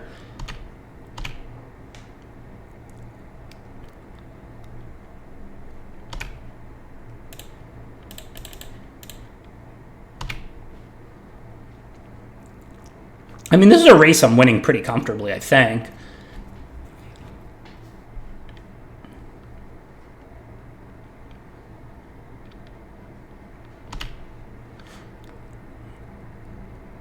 I don't know what if they just really wanted that Surveil. I mean, I can block with the 5/4 here. They could play a trick, but it's probably going to result in both dying. I think I'm totally fine with that. Seems good. And I don't even necessarily know if they have something. I think they just feel like they're in a bad spot maybe and wanted to dig. I don't know. Yep. So they have some decent-sized creatures. We could definitely bring in one Sandbender Storm again, maybe instead of Haiku on the draw. Maybe actually we'll bring in both for the Fire Nations Raider. Should I bring in one more Plains? This is like 4 white cards. I've got 4 white sources. But remember, I also see a lot of cards. But like card drawing on the draw can be tough. So like I could take out a Waterbending Lesson or Spirit Water Revival. But like also I do have a lot of cheap cards here. And as far as lands, I'd have to take out like a blue, which is fine. I have 9. I'd be going to 8. But I also have the Aang's Journey, and then I have all these abandoned attachments can be for a red to dig up a blue, so can archers. It's not the end of the world to go to 8. I am very excited for the limited champs. It's basically just a straight up limited Pro Tour. Qualifiers all year and then a 500K all limited. Thank you again, Wizards, OP, William Jensen, director. You guys are the best. We finally have a limited Pro Tour. Yeah, I don't know. Should I bring in a Plains for an island? I definitely wouldn't cut a mountain. I do have a lot of pseudo sources, but that also applies to blue. Like I can use Union Archers if I didn't draw blue and discard and see more cards, abandon attachments and see more cards.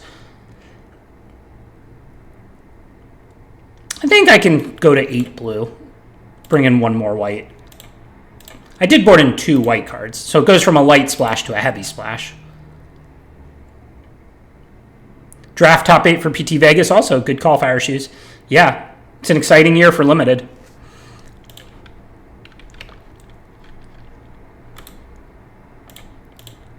Okay, pretty solid hand. I mean, I actually like an opening hand like this with this deck. I know this looks kind of thin, but remember, my deck has a lot of card drawing, right? So, like, I'm happy to have early drops and a removal spell, and so that I don't get run over or fall behind, and then I'll presumably draw into some card drawing sooner or later. Obviously, if I draw all lands for the whole game, that's not going to work out. But I've got 2 abandoned attachments, 2 waterbending lessons, 2 spirit revival, like so much card drawing in this deck.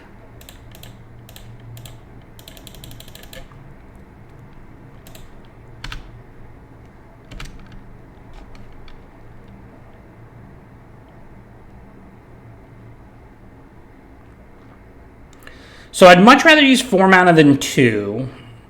So I think I'm going to chill for now. If they play a creature I can kill, I'll kill it. If not, I can sack the Clue and then accumulate Wisdom, or I can Sandbender Storm and Earthbend for 3. Well, now I can just kill their warriors when it attacks, so I'm going to do that. They grew their creature right into my removal spell. Not that they're supposed to put me on Sandbender Storm here. So, again, I kind of think I just want to sack my land. I just want to use 5 mana. There's so little going on right now, which is fine, I guess. Sooner or later, I have to draw into some of that card drawing. I mean, I'm not trying to hold on to accumulate wisdom here. I don't think I'm going to get 3 lessons in my yard. But, like, it's easier to play a 2 mana spell and a card on a turn than it is to use 5 mana to draw a card. So I think while I don't have anything else to do and I'm not under that much pressure, I just want to kind of use the 5. Oh, this is a problem. They have 1 million creatures now and that enchantment. This is rough. I don't really want to pick up a land, so that could be sack a land from in play, so that could be an argument against that play. But, like, I don't know, still kind of feels right to me. All right, we definitely need to just draw 2. We're not waterbending this. So now we can play archers. I don't know if I can win this game now against that enchantment with them having this many creatures. Normally it's like, okay, whatever, like +2, +2, +3, +3. Like, this is a good card. But I thought it was fine, like when they had 1/1/1 if they played a creature. But when they played one card that made 3 creatures, plus they scryed 2, so now they're going to have more creatures. So what, can't be double blocked? All right, take another 7. So menace and prowess to my allies. These aren't allies. So for now, it looks like we just cast our Sokka and pass. Don't think we're going to win this game, but we can start making chump blockers. Their creatures don't have trample. So if they only attack with one creature, if they don't have removal for Sokka, I can probably chump block it indefinitely. All right, well, for now, that doesn't matter. If they exile it, I can still respond with Wisdom. If I Wisdom and they respond by exiling it, I still get my trigger. Or I don't. Whoa. I assumed I could respond to that.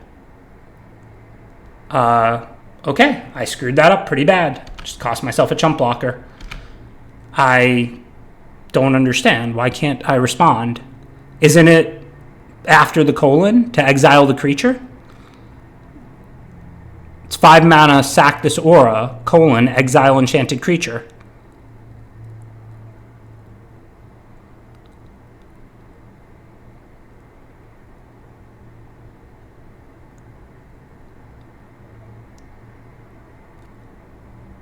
It looked like the Sokka just got exiled.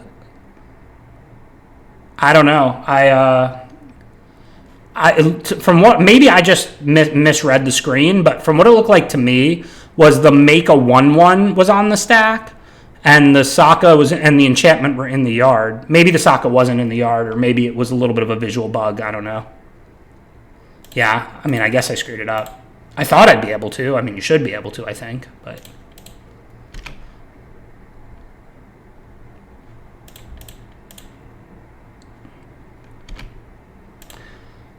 All right, so it's not looking good. The only good thing is that they can only attack with one creature if they want the crazy bonus.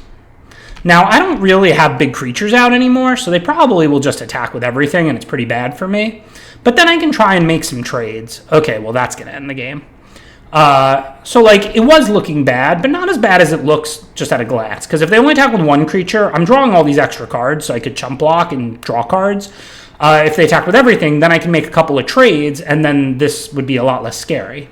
But now with the White Lotus pumping everything, like, I'm just dead. All right, so for game 3, so they're like a Tokens Allies deck. I would love to have removal, but I don't. I've got my Sandbender Storms in. I think that's all we can really do. I guess I might want to take Platypus Bear out always on the play. It is my 6th 2-drop. It's not like I should need it to have a play. Maybe I bring in Fire Nation Raider. This card's a lot better on the play than the draw, right? On the play, like, I'm attacking, they're trading, and then I can play this and get a clue. On the draw, they're attacking, I'm trading, and then I can't get a clue. That's definitely the kind of card that is just way better when you're on the play than on the draw. Kind of like vehicles, but War Balloon is pretty good, so I'm not going to board that out. Somehow, of course, I don't draw any of the 2-mana cards. No, I think it's just a coincidence. I am kind of light on removal, Townic, so maybe I could have started one. I'm not sure that I should have even brought them in, though. Like, I still think they're pretty mediocre. So, of course, now I can't I draw no 2-drop, a 3-drop, and then a 4-drop that if I play, I don't get the clue. Kind of funny. Well, that's a good target for Firebending Lesson. So now I can use my mana productively. I'll just Firebending Lesson that and activate the War Balloon. This lets me spend my mana, and like then I can get the clue. I don't want to obsess over something like the Fire Nation Raider clue because I have a draw 3 in hand. But like, what was the alternative this turn to that line? Like, so I think that's probably correct. Looks like they're missing green, so if they don't find it soon, this may be a anticlimactic game 3.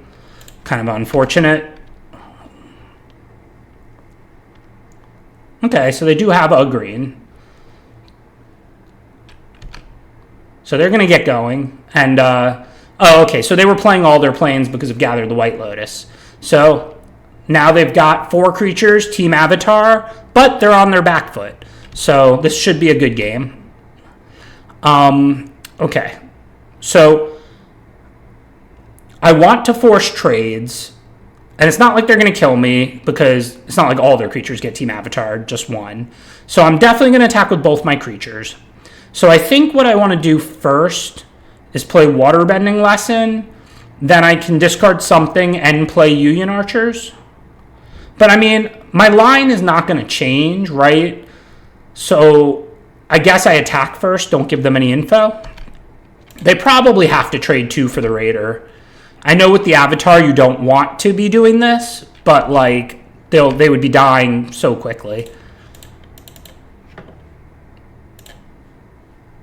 So I didn't draw any lands to discard, which is not a bad thing. I just don't know what I'm going to discard. I could discard a second Archer. It's a pretty bad card.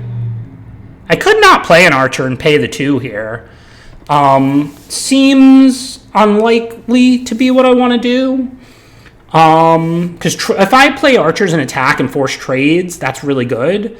But I don't want to discard the cards in my hand. I'm literally going to discard an Archer, play a land, play an Archer, and discard nothing. Like, but I mean, Ty Lee will tap a big blocker. And I do want creatures out and force trades, so I don't know. I don't know what I'm supposed to do here. I can discard like Archers or Accumulated Wisdom, or I could just tap the Mountain and the Clue. Oh yeah, 5 cards. Magic's the best. It's so hard, right? At this point, I've done probably close to 50 drafts, and I'm like, I don't know what I do here. If I discard something now rather than tap the 2, that lets me play Plains Archer. But then am I even discarding anything to Archer? I don't have to. It's a rummage, not a loot. Like, you can, if your hand is good, you just don't want to throw away a good card to draw lands you don't need.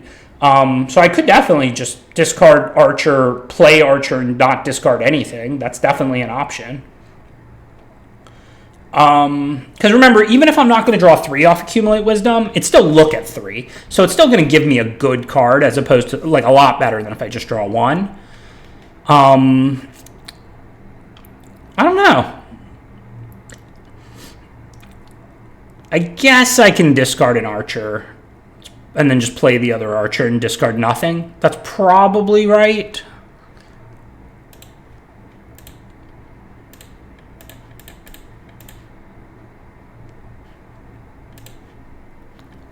You know you're feeling good when your opponent doesn't discard anything to their Archers. But if they play a big creature, I've got the Sandbender Storm. That was about the best thing they could play. Takes care of my flyer. I can't Sandbender Storm it. Well, that was a good draw too, though. So I want to Tai Chi the Jet because I don't really want to trade with it. Right? I always call it Tai Chi. It's Tai Lee. But then the next name is Chi. I don't know. I could also just cast Katara. And then if I attack with the Archer, I've got what? Waterbend 4 left? 1, 2, 3, 4. Yeah. So then they'd have to double block it. So that's okay. So I don't know. I'm getting punished for that extra planes. I could use. Oh, I can't cast Katara. I don't have double blue. Right. So it looks like I'm getting punished pretty hard at the moment for that double planes. Yeah. All right. So I can't do that. So then I might as well sack the Clue, right? Because then I can still have Ty Lee or Sandbender Storm up. So I think we start by sacking the Clue then and see what we get. Because we might get an island, right? Okay. So now, though, the Waterbend would be 1 less. So I kind of think 3, 6, 7. If we end to turn Ty Lee a blocker, then we can untap in Katara, and then we have Ty Lee and Archers to attack with the Waterbend from Katara. And that's going to be at least 4. So we'll be sending 2 4/4s. So that looks promising. If I play Katara and they kill it, I'm going to feel pretty bad. Like, I'm at 20. So I think... And I can also accumulate Wisdom. I don't know if I want to. I'm only 1 lesson away from 3 cards. But we'll see what they do. If they play a big creature, I can Ty Lee it or Sandbender Storm. I'm not really sure.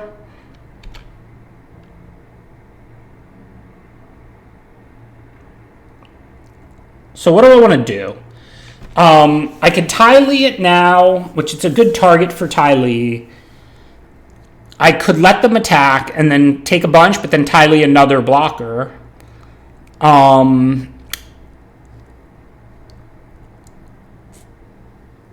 don't really want to Sandbender Storm it and let them put 2 counters around. I mean, I'm not against it. It's just I'm always going to be able to Sandbender Storm.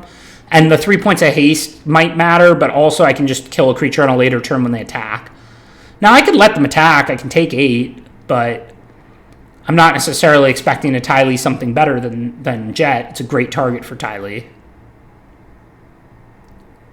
If I tap Jet, they can attack with something else, mind you. So it's only saving it's saving 3 points of damage. I don't want to make it like that's nothing. I mean, I do think that's probably the card I want to target. So I guess it makes sense. This is going to be a good one. I don't know if we're going to win or lose. They're doing more powerful stuff, but I've got card drawing and Katara here. I do need to force them to make trades or chumps. And Ty Lee is not the best attacker. If it trades, they free up their Jet. Which, you know, if they have to lose 2 or 3 creatures, that's okay.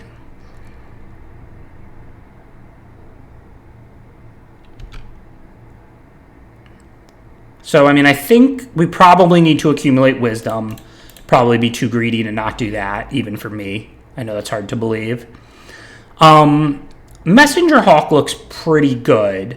We can use that in Sandbend Storm to get through a turn if we want to. And then we have a flyer to kill them with, potentially. I mean, Knowledge Seeker gives us a chump blocker, though. And then leaves a clue behind. We do need a blue in order to play Katara and Knowledge Seeker. Pretty solid. I'm not going to take Airship Engine Room, obviously, but there's pretty solid argument for Knowledge Seeker or Messenger Hawk here. Remember, I don't really need flyers. Their ground creatures are small. But I might just, like, kill them, you know. So I don't know. It's kind of tricky.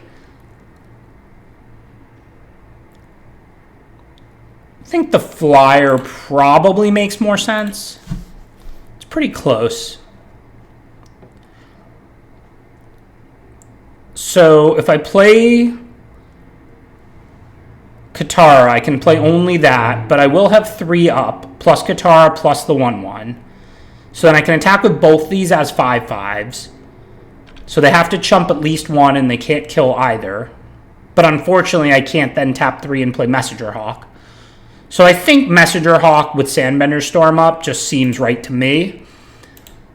And then next turn, I have the clue. I might just 8 them, but even if not, they're going to have to chump all my ground creatures, and I'm getting in a big attack with the Messenger Hawk. And, like, I can just Sandbender Storm whatever they attack with this turn. Right? And now next turn I can go tap 4, 5, and then I still have 1, 2, 3, 4, 5, 6. So I can make all my creatures 6/6s. It's good, but again, they're pumping all their stuff, but they can't, like, go wide. It's kind of like their cards are good, but they don't work perfectly together or anything.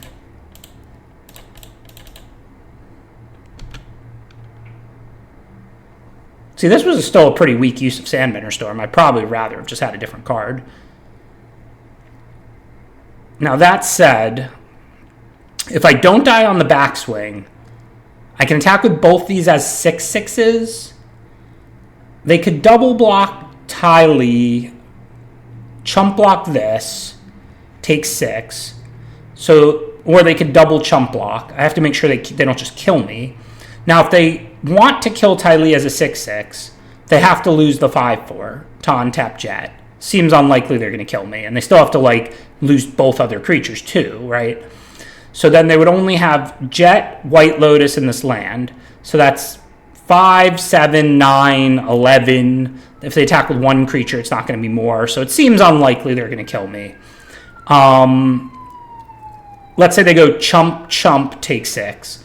Then they have 5, 7, 9, 11. But again, then they're not on-tapping Jet. So the only way they're on-tapping Jet is if they're losing like this. I guess they could triple block. No, because then they would die from the archers. They have to, the only way they're killing Ty Lee is by losing Foggy Swamp. Oh, I can just 8 them in the air. I just have exactly enough.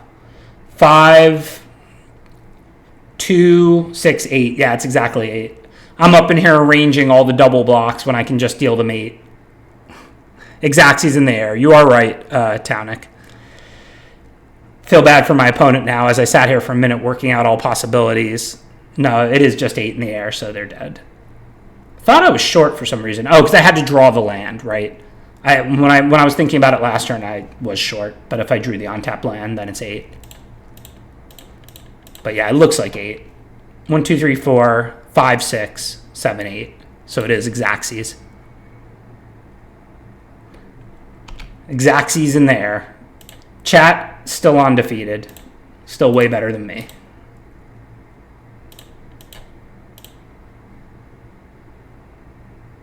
Seven, 8. None of these creatures have reach. Nope.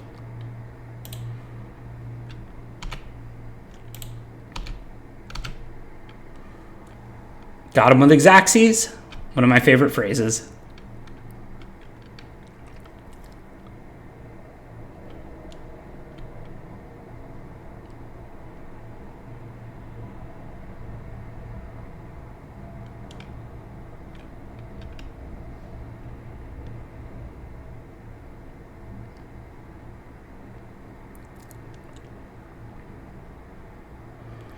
Chat lethal is the best lethal. People like to hate on chat. Obviously, sometimes they get something wrong, but like the hive mind is a lot stronger than any one player. Like chat is a lot better than the best Magic players of all time.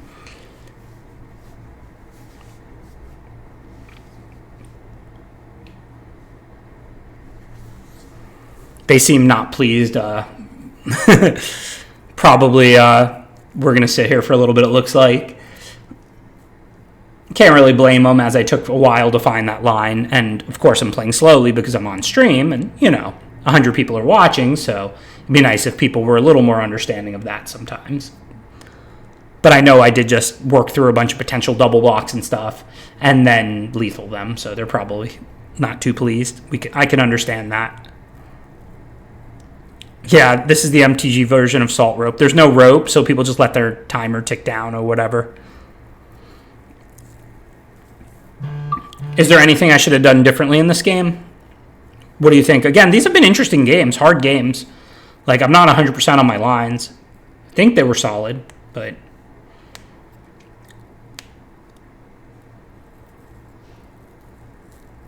Yeah, I mean, I think the MTGO chess clocks are better than the rope system, but one of the arguments for the rope system is this, that people can only rope for like a couple minutes, whereas they can like let their clock tick for however much time they have.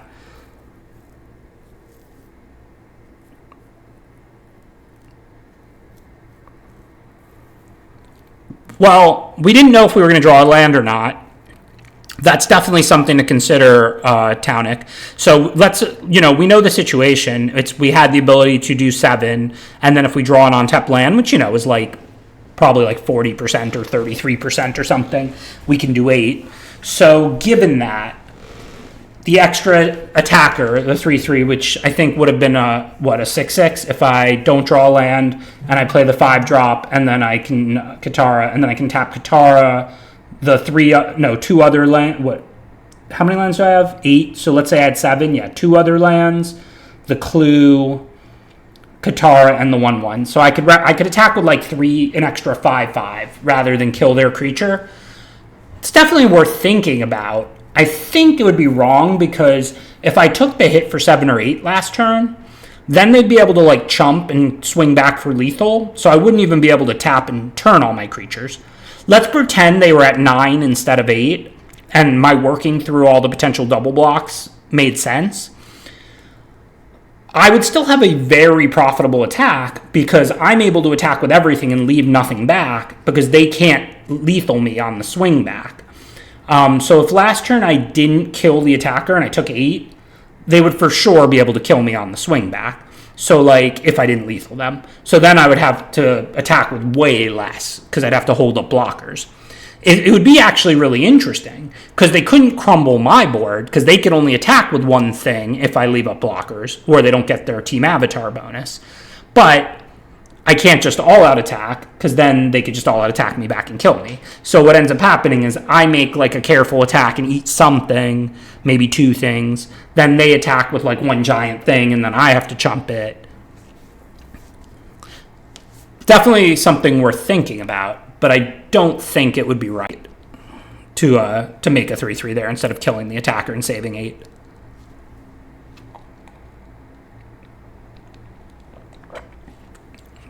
Yeah, I mean, I'm not saying I like want people to do this. Obviously, I don't. But I always mind this kind of stuff less than a lot of people. My perspective is always with gaming and with life mostly. Just don't worry about stuff outside of my control. Like, that's their minutes to use. Like, it's not like they can take an hour, but, you know, you get 25 minutes on your clock. You can use that thinking. You can use that playing. You can use that making a sandwich. Like, it's your 25 minutes. Like, obviously, I'm not encouraging the behavior. Like, I mean, the world is a better place if people just concede when they're dead and don't do this. But, like, I don't know. I just don't really worry about it. I'm just like, yeah, it's their 25 minutes. They'll do what they want. I'm not going to pretend like, you know, obviously streaming, I'm explaining things, I'm interacting with the chat, so, like, I play much slower. When I'm playing alone, like, most of the time I don't use that much of the clock, but, like, sometimes something just comes up. Like, sometimes, you know, I just really want to do something or respond to something or take care of something, and I let the clock tick for 5 minutes. You know, I mean, it's not, like, the world's nicest thing to do, but it's, like, your time. You only have 25 minutes. It's not that excessive for a match of Magic. So, I don't know. If that's what they want to do, if that's what makes them feel good, like, again, I don't want to, like, act like I'm encouraging the behavior. I'm not. But, like, it's their time, whatever. We'll use it to chat about stuff. Like I said, if anybody has any thoughts on the match, anything that I did during these games, any cards that have seemed great or bad, or anything they would do differently, any thoughts or questions about the limited format as a whole, anything that they want to, like, talk about, now is a great time to do that, since we're not, you know, in-game and focused on the game and so on. Any general questions about anything, or, you know, just any thoughts. Pronunciation. I don't know why I'm so bad at pronouncing things. Like, I just never really cared, I guess, to do them the right way. So my brain just is, like, focused on wherever the value is, whatever, like, and it just doesn't care about pronunciation. This will not be a one of max score. There will be more streams coming. I am not planning to keep a schedule or any specific amounts, but I do plan to flip on the stream when I'm just playing sometimes. So I appreciate that, and there will be more streams.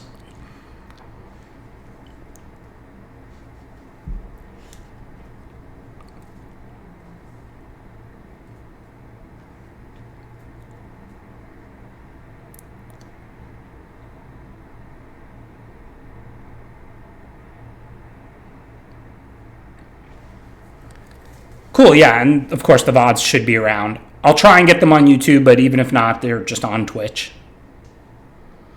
For anybody new or anybody who doesn't know, BenSMTG on both YouTube and Twitch, and X, and everywhere else. The last big event was Worlds, which I just got back from. It was like, 2 weeks ago in Seattle. And it was great. It went really well. I got 20th place, which is a great finish. I mean, Worlds is the hardest tournament. Has like 128 players, but it's like the people who did well throughout the year, like everyone who top 8 at a PT or top 1 or 2 to an RC, and the top 32 on adjusted match wins for the year. Like, basically, it's not really pro points, but that's basically the top 32 best pro performance of the year. So to come in 20th in that tournament, I think is a really good finish. I mean, 20th in the Pro Tour is a really good finish too, but I mean, Worlds is like all the best. So I was very happy with it.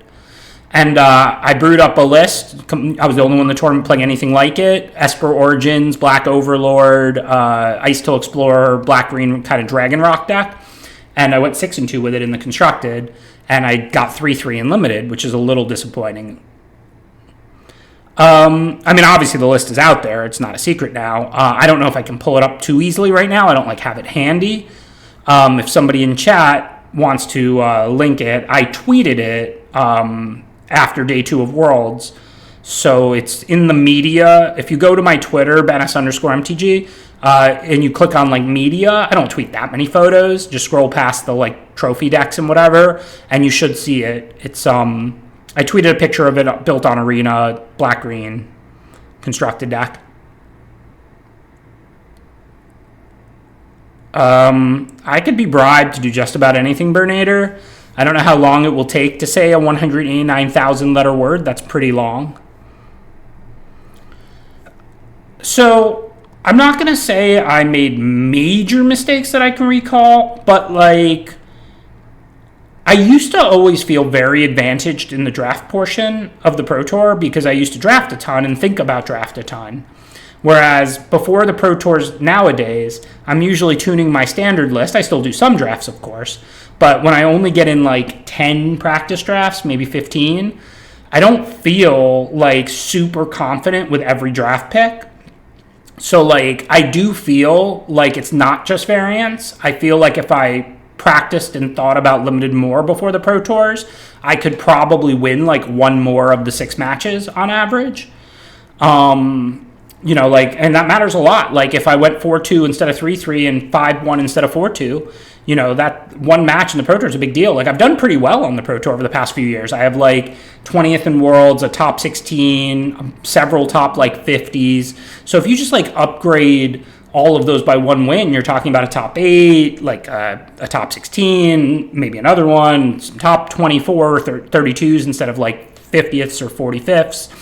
So I do think I could do better. I don't think it's just variance, but it's hard to allocate your practice time between constructed and limited. All right, round 3, playing for the trophy. Be pretty happy if we get it. I think this deck is good, but nothing special. This hand is not good, but we're on the play. We are not going to mulligan. I don't know why with my 6-2 drops I can never draw one. Seems to be a pretty consistent pattern. I guess you can't complain when you're winning anyway, but my usual rule for 2 drops is 4 is bare minimum, 5 is good, 6 is what I'm looking for. With 6 proactive cards to play on turn 2, I expect to have one almost every time. Someone can put that in a hypergeometric if they want to.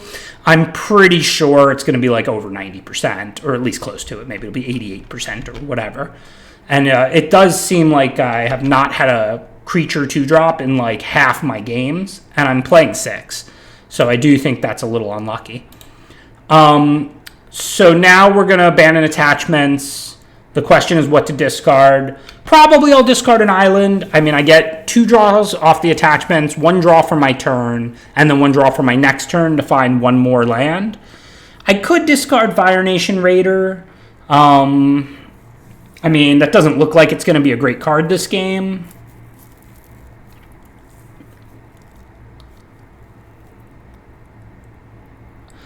I joined Team Rampant Growth. We're sponsored by Heavy Play.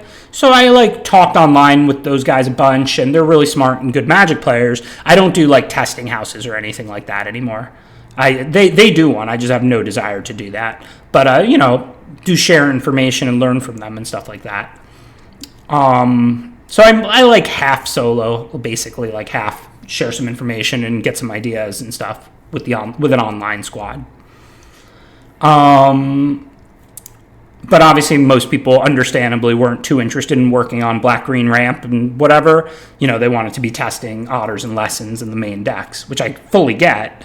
But I think that there's a lot of value in playing something people are not prepared against. So I generally want to spend my time exploring and tuning offbeat decks. Okay, so abandon attachments. So you always want to narrow down your options. So we're either going to discard an island or a spell, of course. So we should decide which spell. If it's a spell, it's not going to be Firebending Lesson. It's going to be Waterbending Lesson or Fire Nation Raider. I think the Raider makes more sense to discard.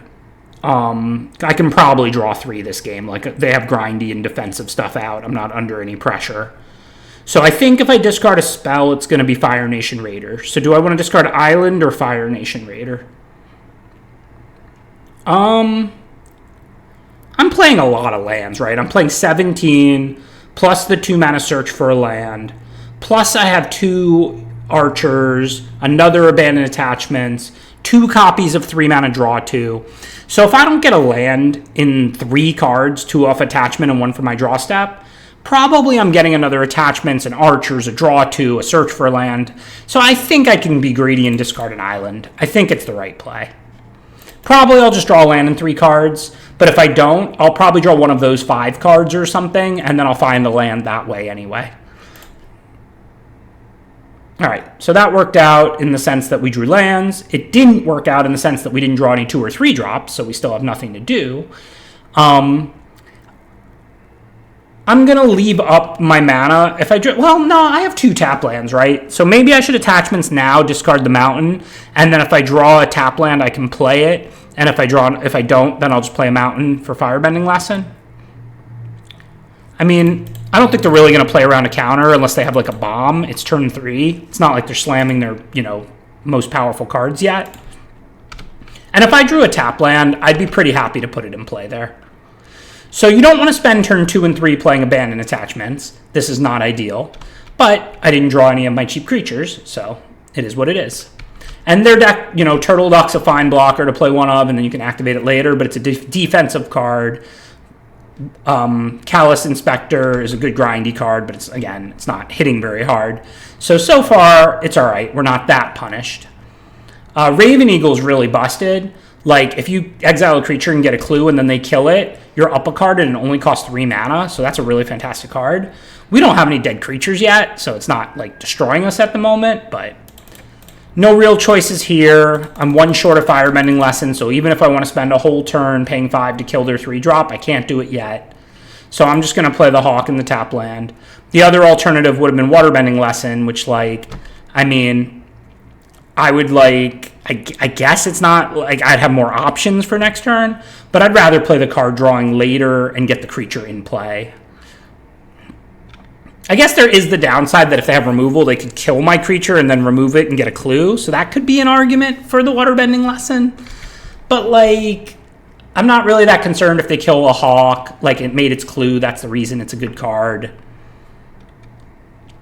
So, I could have a good turn by Firebending Lesson, attack Fire Nation Raider and make a clue. The only real downside is that I don't have removal for the Eagle, and they now have a creature in the yard to exile. Eagle can do yours or theirs, and then they'll get a clue immediately. So I don't love it. I don't hate it. The alternative is what? I can just tap all my mana and kill the Raven Eagle. Again, I don't love it. I don't hate it. This thing will become, a 5/4 menace? It's pretty scary, but they do have to sink a whole turn into it. They have to draw a land or have one. So, I don't know. This is pretty close. I have 1 Lightning Strike to kill Raven Eagle, but like I said, my deck's a little short on removal. My deck would be really good if I had, 2 more solid, efficient removal spells. I've got Power. I've got Kitara and Sokka, but, I'm not, that good at killing stuff. So I'm not really sure what to do. I kind of think I should just let them draw cards and make clues. As much as it pains me as a Magic player to let my opponent draw cards, I can draw more cards and probably have a more powerful late game. So I think the game where they're spending mana drawing clues and I'm spending mana playing Waterbending Lessons and drawing cards off clues is the game I want to play. So I think I'm going to do this. Although I don't think I have to Firebending Lesson the Hog Monkey now, actually. So I'm going to hit them, leave a red up, play the Fire Nation Raider, make a clue, and then pass the turn. I don't think they're just going to play a land and go for exhaust on Hog Monkey, but they might. But also, even if I just don't kill their Hog Monkey till end of turn, then they don't have anything to make a clue with right now with the Raven Eagle. So like that just makes more sense, right? Like if they want to leave their 5 up, not exhaust and not cast anything, okay, then I just won't spend my 1 mana. That's not going to happen. So like I can always kill the Hog Monkey after the Raven Eagle trigger. So I can't do anything about that, unfortunately.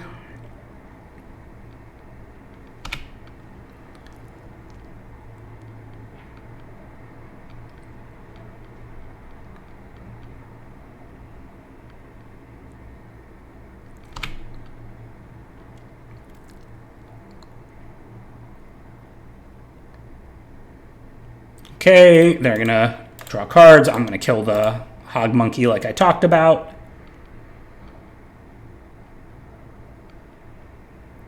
So this isn't going great, but again, I'm about to draw cards. I have a lot of mana and my deck has a lot of power in it. So we're really just going to have to see what we find. I need to draw those rares. Well, that's not what we wanted to find. That's not the power we were talking about. That said, the Archer can block the Eagle. So, you know, there's worse things. And I now have a strike for the Eagle, so that's nice. So, not going great, but not going horrible.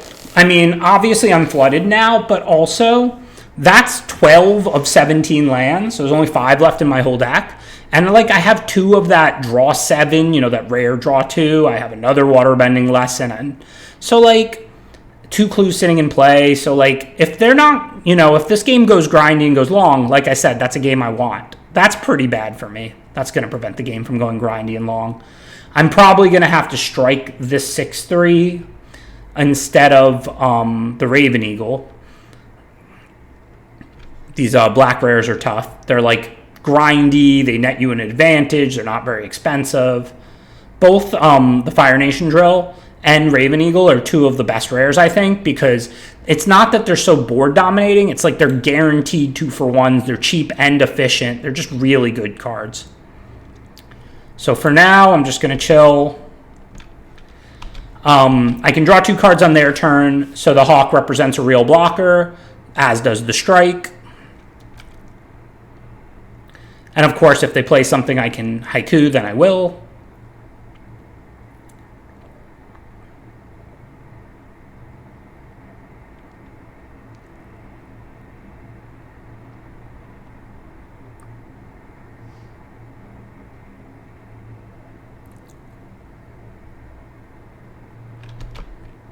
This doesn't like do anything when it attacks or anything, right?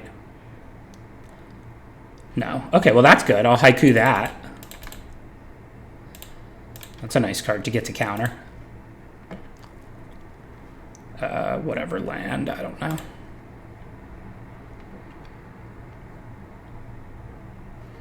We milled draw 3, and a Knowledge Seeker. That's not a good mill. And then drew a land. Come on. So I'm going to block the Fire Nation Drill here, I think. Wow, it has trample too. It's so much damage. I don't know if I can do that. So I drew 1 card. So I could sack the clue and block it with the Hawk. And then I'll take 5 and go to 4. And then I can Lightning Strike the Raven Eagle. So that's what I want to do. Kind of worried about being at 4. I mean, I should find an answer or blocker to the Turtle Duck.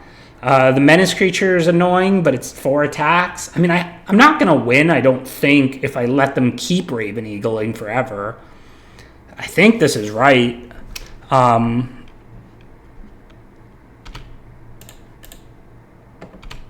Right? I'm going to draw a card here. So give this 3 power, so I'll get the trade. Unfortunately, it's a lot of trample, but my deck is loaded with gas. I do have those draw 7s if I can get stable. See what we can draw. I keep drawing every land in my deck, like literally.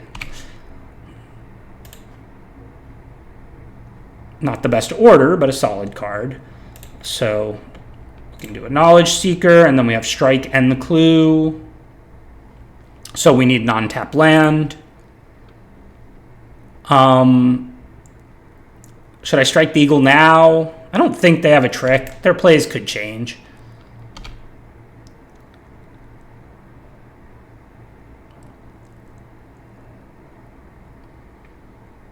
Yeah, this is going to be a little bit of a tough one, obviously. We were super flooded, so the fact that they played 2 broken rares and we were super flooded, didn't draw either of our power cards, and we're in this game is good. I mean, I don't think I'm a favorite. I think I'm probably going to lose, but it is a winnable game. And like I said, literally, we drew like every land, like 8, 10, 11, 12, 13, 14.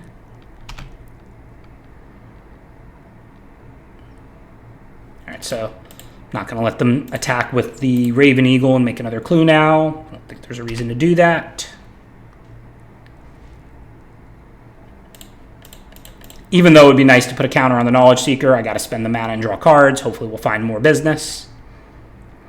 So I could just tap 9, but if I draw 7 and pass, I think I'm dead. So that's probably not an option. Unfortunate. So I think I'm going to need to just draw 2. I still have the other one. So that can then shuffle the rest of it back in and give me some game. So that works out. I'm not saying I'm going to win the game. I'm probably not. But now I can play a couple of things.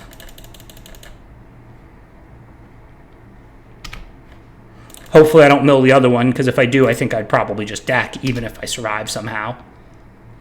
I'm by no means saying I'm going to survive, but if I do, I have 6 cards left in my deck, and I've used and discarded and milled a ton of good spells. But I have a second copy of Spirit Water Revival, so I can shuffle everything back in. Although I think I'm just dead now. Yeah, I'm dead now. But if they didn't have that Rock Avalanche, I don't think I was dead on board. I could block these 3. Oh no, I might have been dead on board, because they had the Turtle Duck too. So I might have just been dead, basically, regardless. That was a tough game.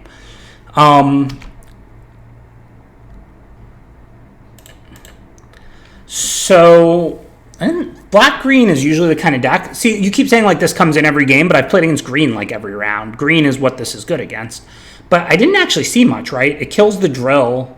But you don't really need to kill a 6/3 that bad. The drill is a very good card because it kills something when it comes into play. But they were like a grindy black-green. They didn't have like a lot of big stuff, right? I mean, they have Rock Avalanche that they played at the end.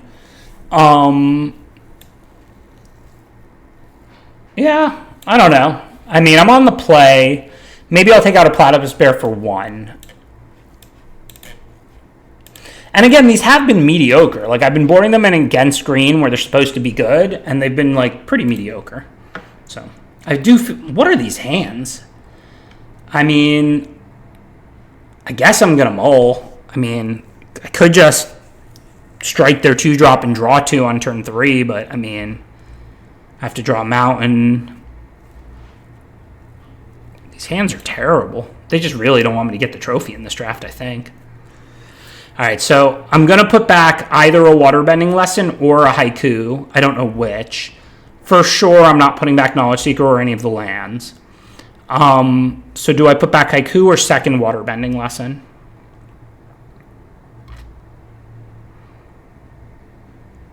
I mean, they saw the haiku, so they're going to try and play around it a little more. But, I mean, they're not like a flash deck. They're black-green. They have a lot of good, expensive cards. I don't know for sure which is right here. Waterbending lesson number 2 or haiku. Which one goes back?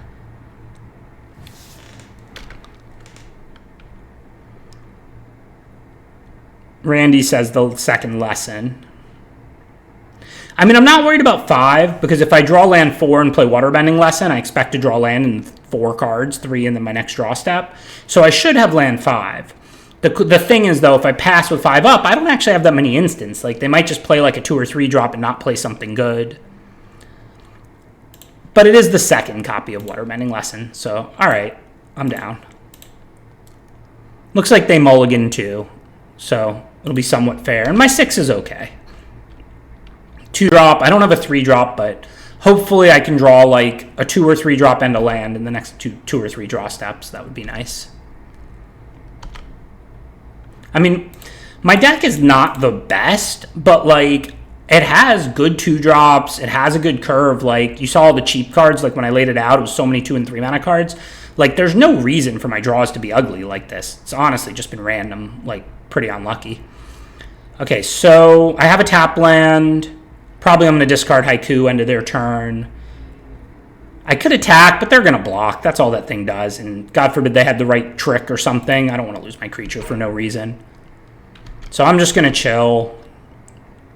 Like, if they were tapped out, I would attack because my creature has vigilance and it's like a free bluff. But, like, attacking into their open mana just feels like maybe they could have something they want to do, even though they probably won't. So that's good. They don't have a 3-drop. They're just dealing me 4. I'm going to do this and discard Haiku. I think it's not really a decision now.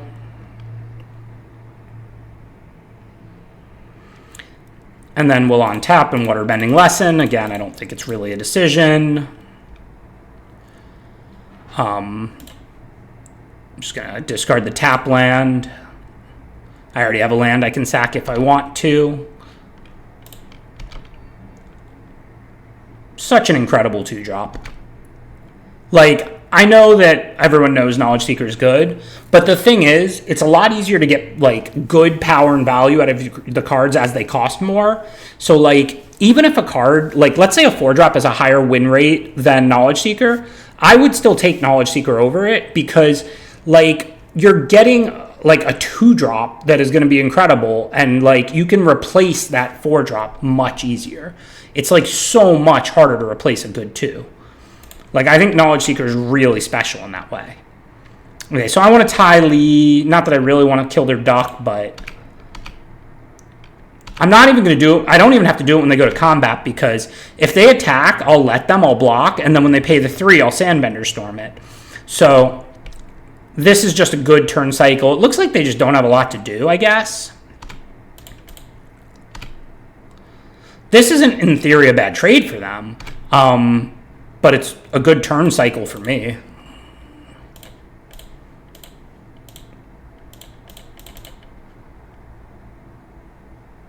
Yeah, the fact that they're pumping tells us, like, they don't have much to do.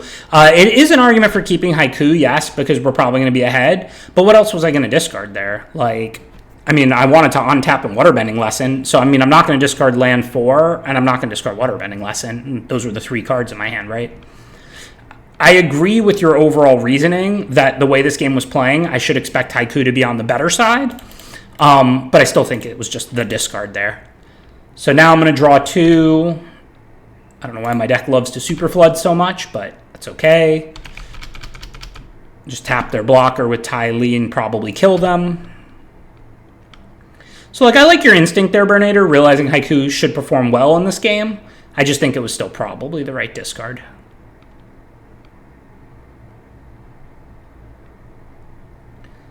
Well, that's a good one for him to have. My creature loses all abilities, so I don't get the clue. All right, good beats. I can't do anything. I'm not going to flash in Ty Lee. I'll wait till they play a creature and then tap it. Discard one of our 12,000 lands, no problem.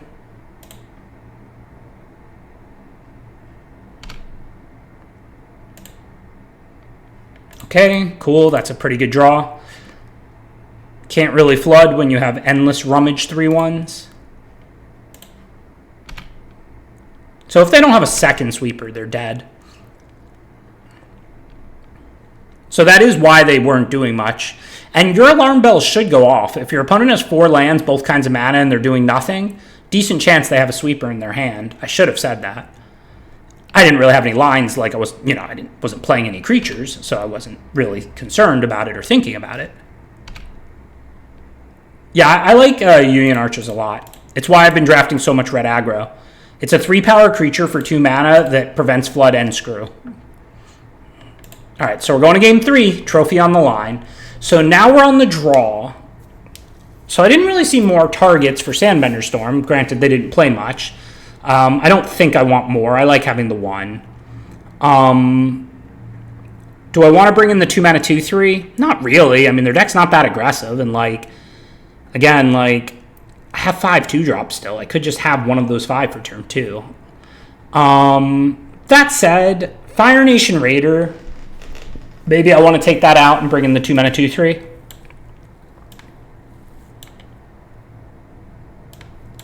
Fire Nation Raider is pretty rough when you're on the draw. Like, my deck is already not particularly aggressive. And, like, 4 mana is a lot. And, like, I draw cards so well.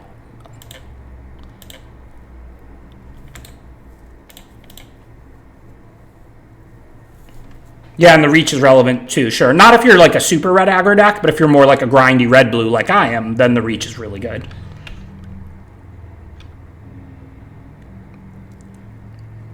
Yeah, it's true. Hapless Magician. Flooding out makes the discard choices easy, yeah.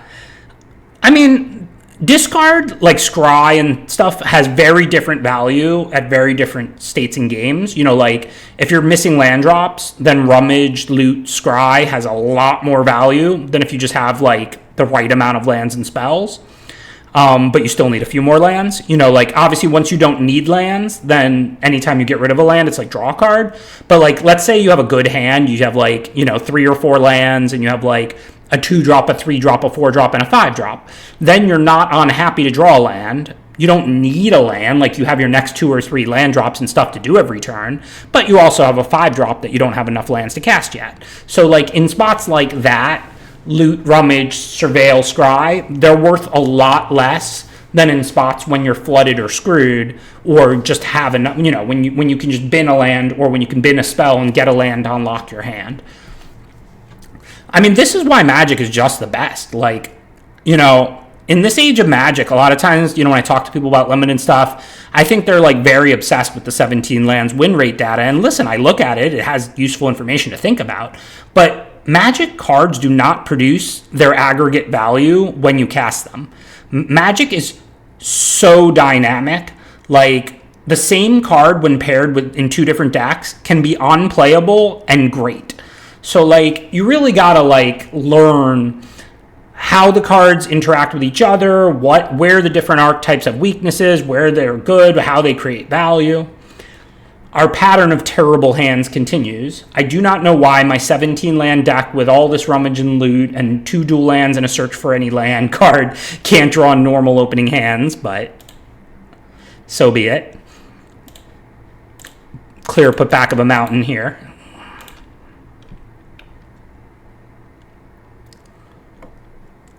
So now we have a choice turn 1. Do we leave up a mountain to Firebend their 2-drop, or do we play North Pole Gates? I think I'm just going to play North Pole Gates.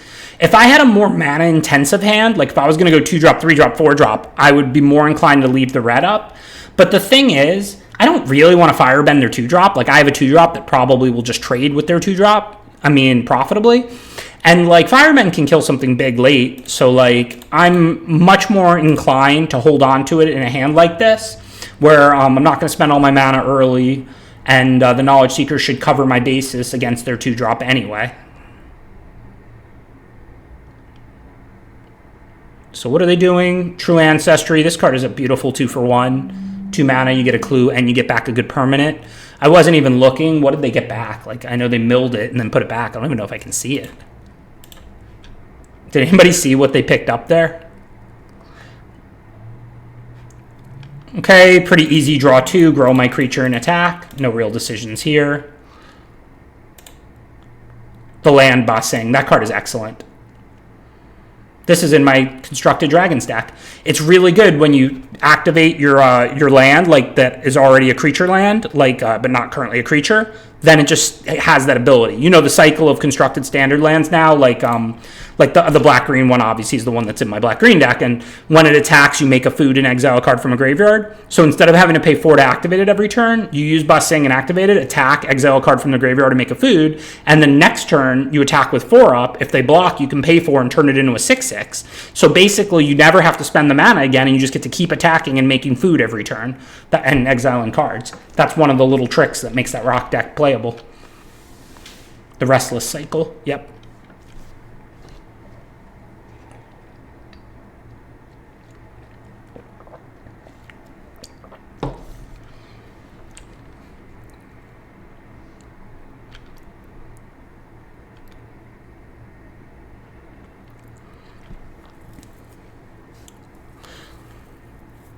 Yeah, Jack. Opponent does have a lot of very good rears here. This is going to be a tough one. But, you know, I can definitely beat a Ba Sing. I mean, it's nice to get that kind of value out of the land slot, but it's not really a powerful card in the mid game. Like, you don't really want to spend 4 mana and, you know, make a 2/2 every turn. So, you know, we don't know if they drew the Fire Nation drill. I think it's double black, so maybe they did, but they don't have second swamp. And we'll just have to see how it goes. So I have the choice now. I could Waterbending Lesson, but I actually think I probably just want to abandon attachments, attack, and then abandon attachments again on their turn. I could also War Balloon. I mean,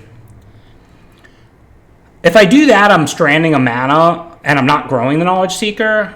I think the right play is just to abandon attachments now, hit them for 4, and abandon attachments again on their turn. Because if they don't have a way to deal with this Knowledge Seeker, it's going to get out of control pretty quickly. And, I mean, War Balloon, I'm not activating. I don't really have anything to crew it with right now. Just discard that second Plains, which we don't need. See what we draw. Okay, so I don't need to Lightning Strike their cards right now. Hey, El Danio. I haven't streamed in a long time, but this will not be the last. You will see more streams from me. Everything is pretty good. Pretty good. Had a good year on the Pro Tour with a top 16 and then a 20th in Worlds. And back at home now in DC, streaming from a living room, not a closet. So life is good. Okay, so they can sack something and then draw a card. Whenever another creature dies, if it counters, put it on it, so they can sack the Ba Sing. If they do that, that goes on the stack, right? Like, I can strike the colony or Firebending Lesson the colony. I don't want that to turn into a 4/4. So let's say they sack Ba Sing. Does it get the counters just like immediately, or does it getting the counters go on the stack? I assume it goes on the stack.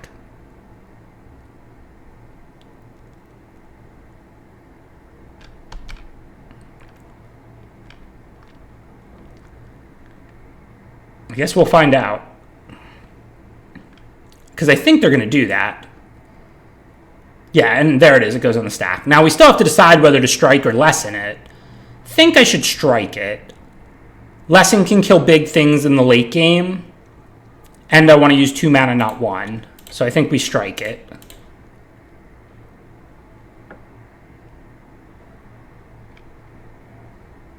So that worked out pretty well for us.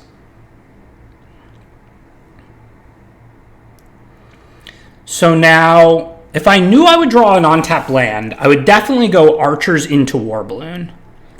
But if I don't draw a land in 1, I would much rather Waterbending Lesson, draw 3, and then play a land. So I'm not 100% what to do. I guess if I Archers and don't draw a land, I do still have abandoned attachments for their turn. So it's not horrible.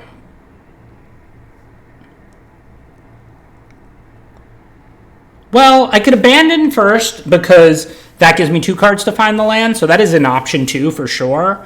But abandon grows on their turn, whereas Archers only grows Knowledge Seeker on my turn.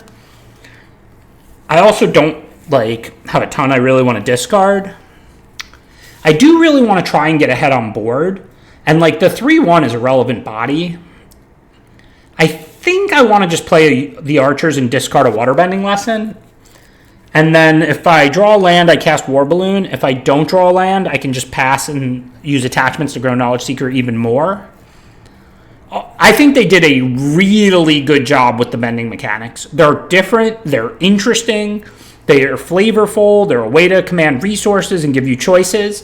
I love Airbend, Waterbend, Firebend, and Earthbend. I think, you know how I am. I'm not saying my opinion's always right, but I'll be critical of WotC. I'll praise WotC.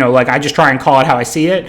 And, I will give them an A+ on the bending mechanic. I think that they nailed it. I think they really did a great job there.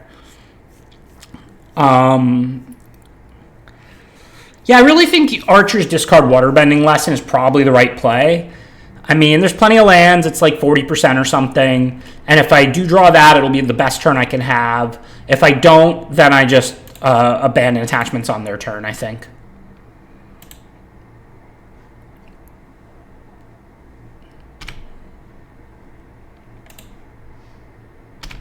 no dice, but we still added to the board. We're still going to spend all our mana. It's not like I need to have 6 in play next turn, you know, so like I'm perfectly happy to attachments on their turn and grow the Knowledge Seeker again.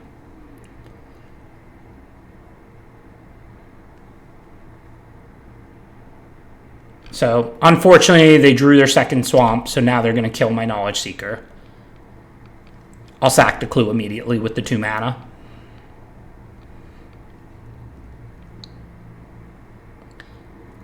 I'm guessing that had more to do with the flavor, Careless. I'm not like I didn't watch Avatar the anime or whatever. Oh, they didn't kill my Knowledge Seeker. That's interesting. That's quite strange.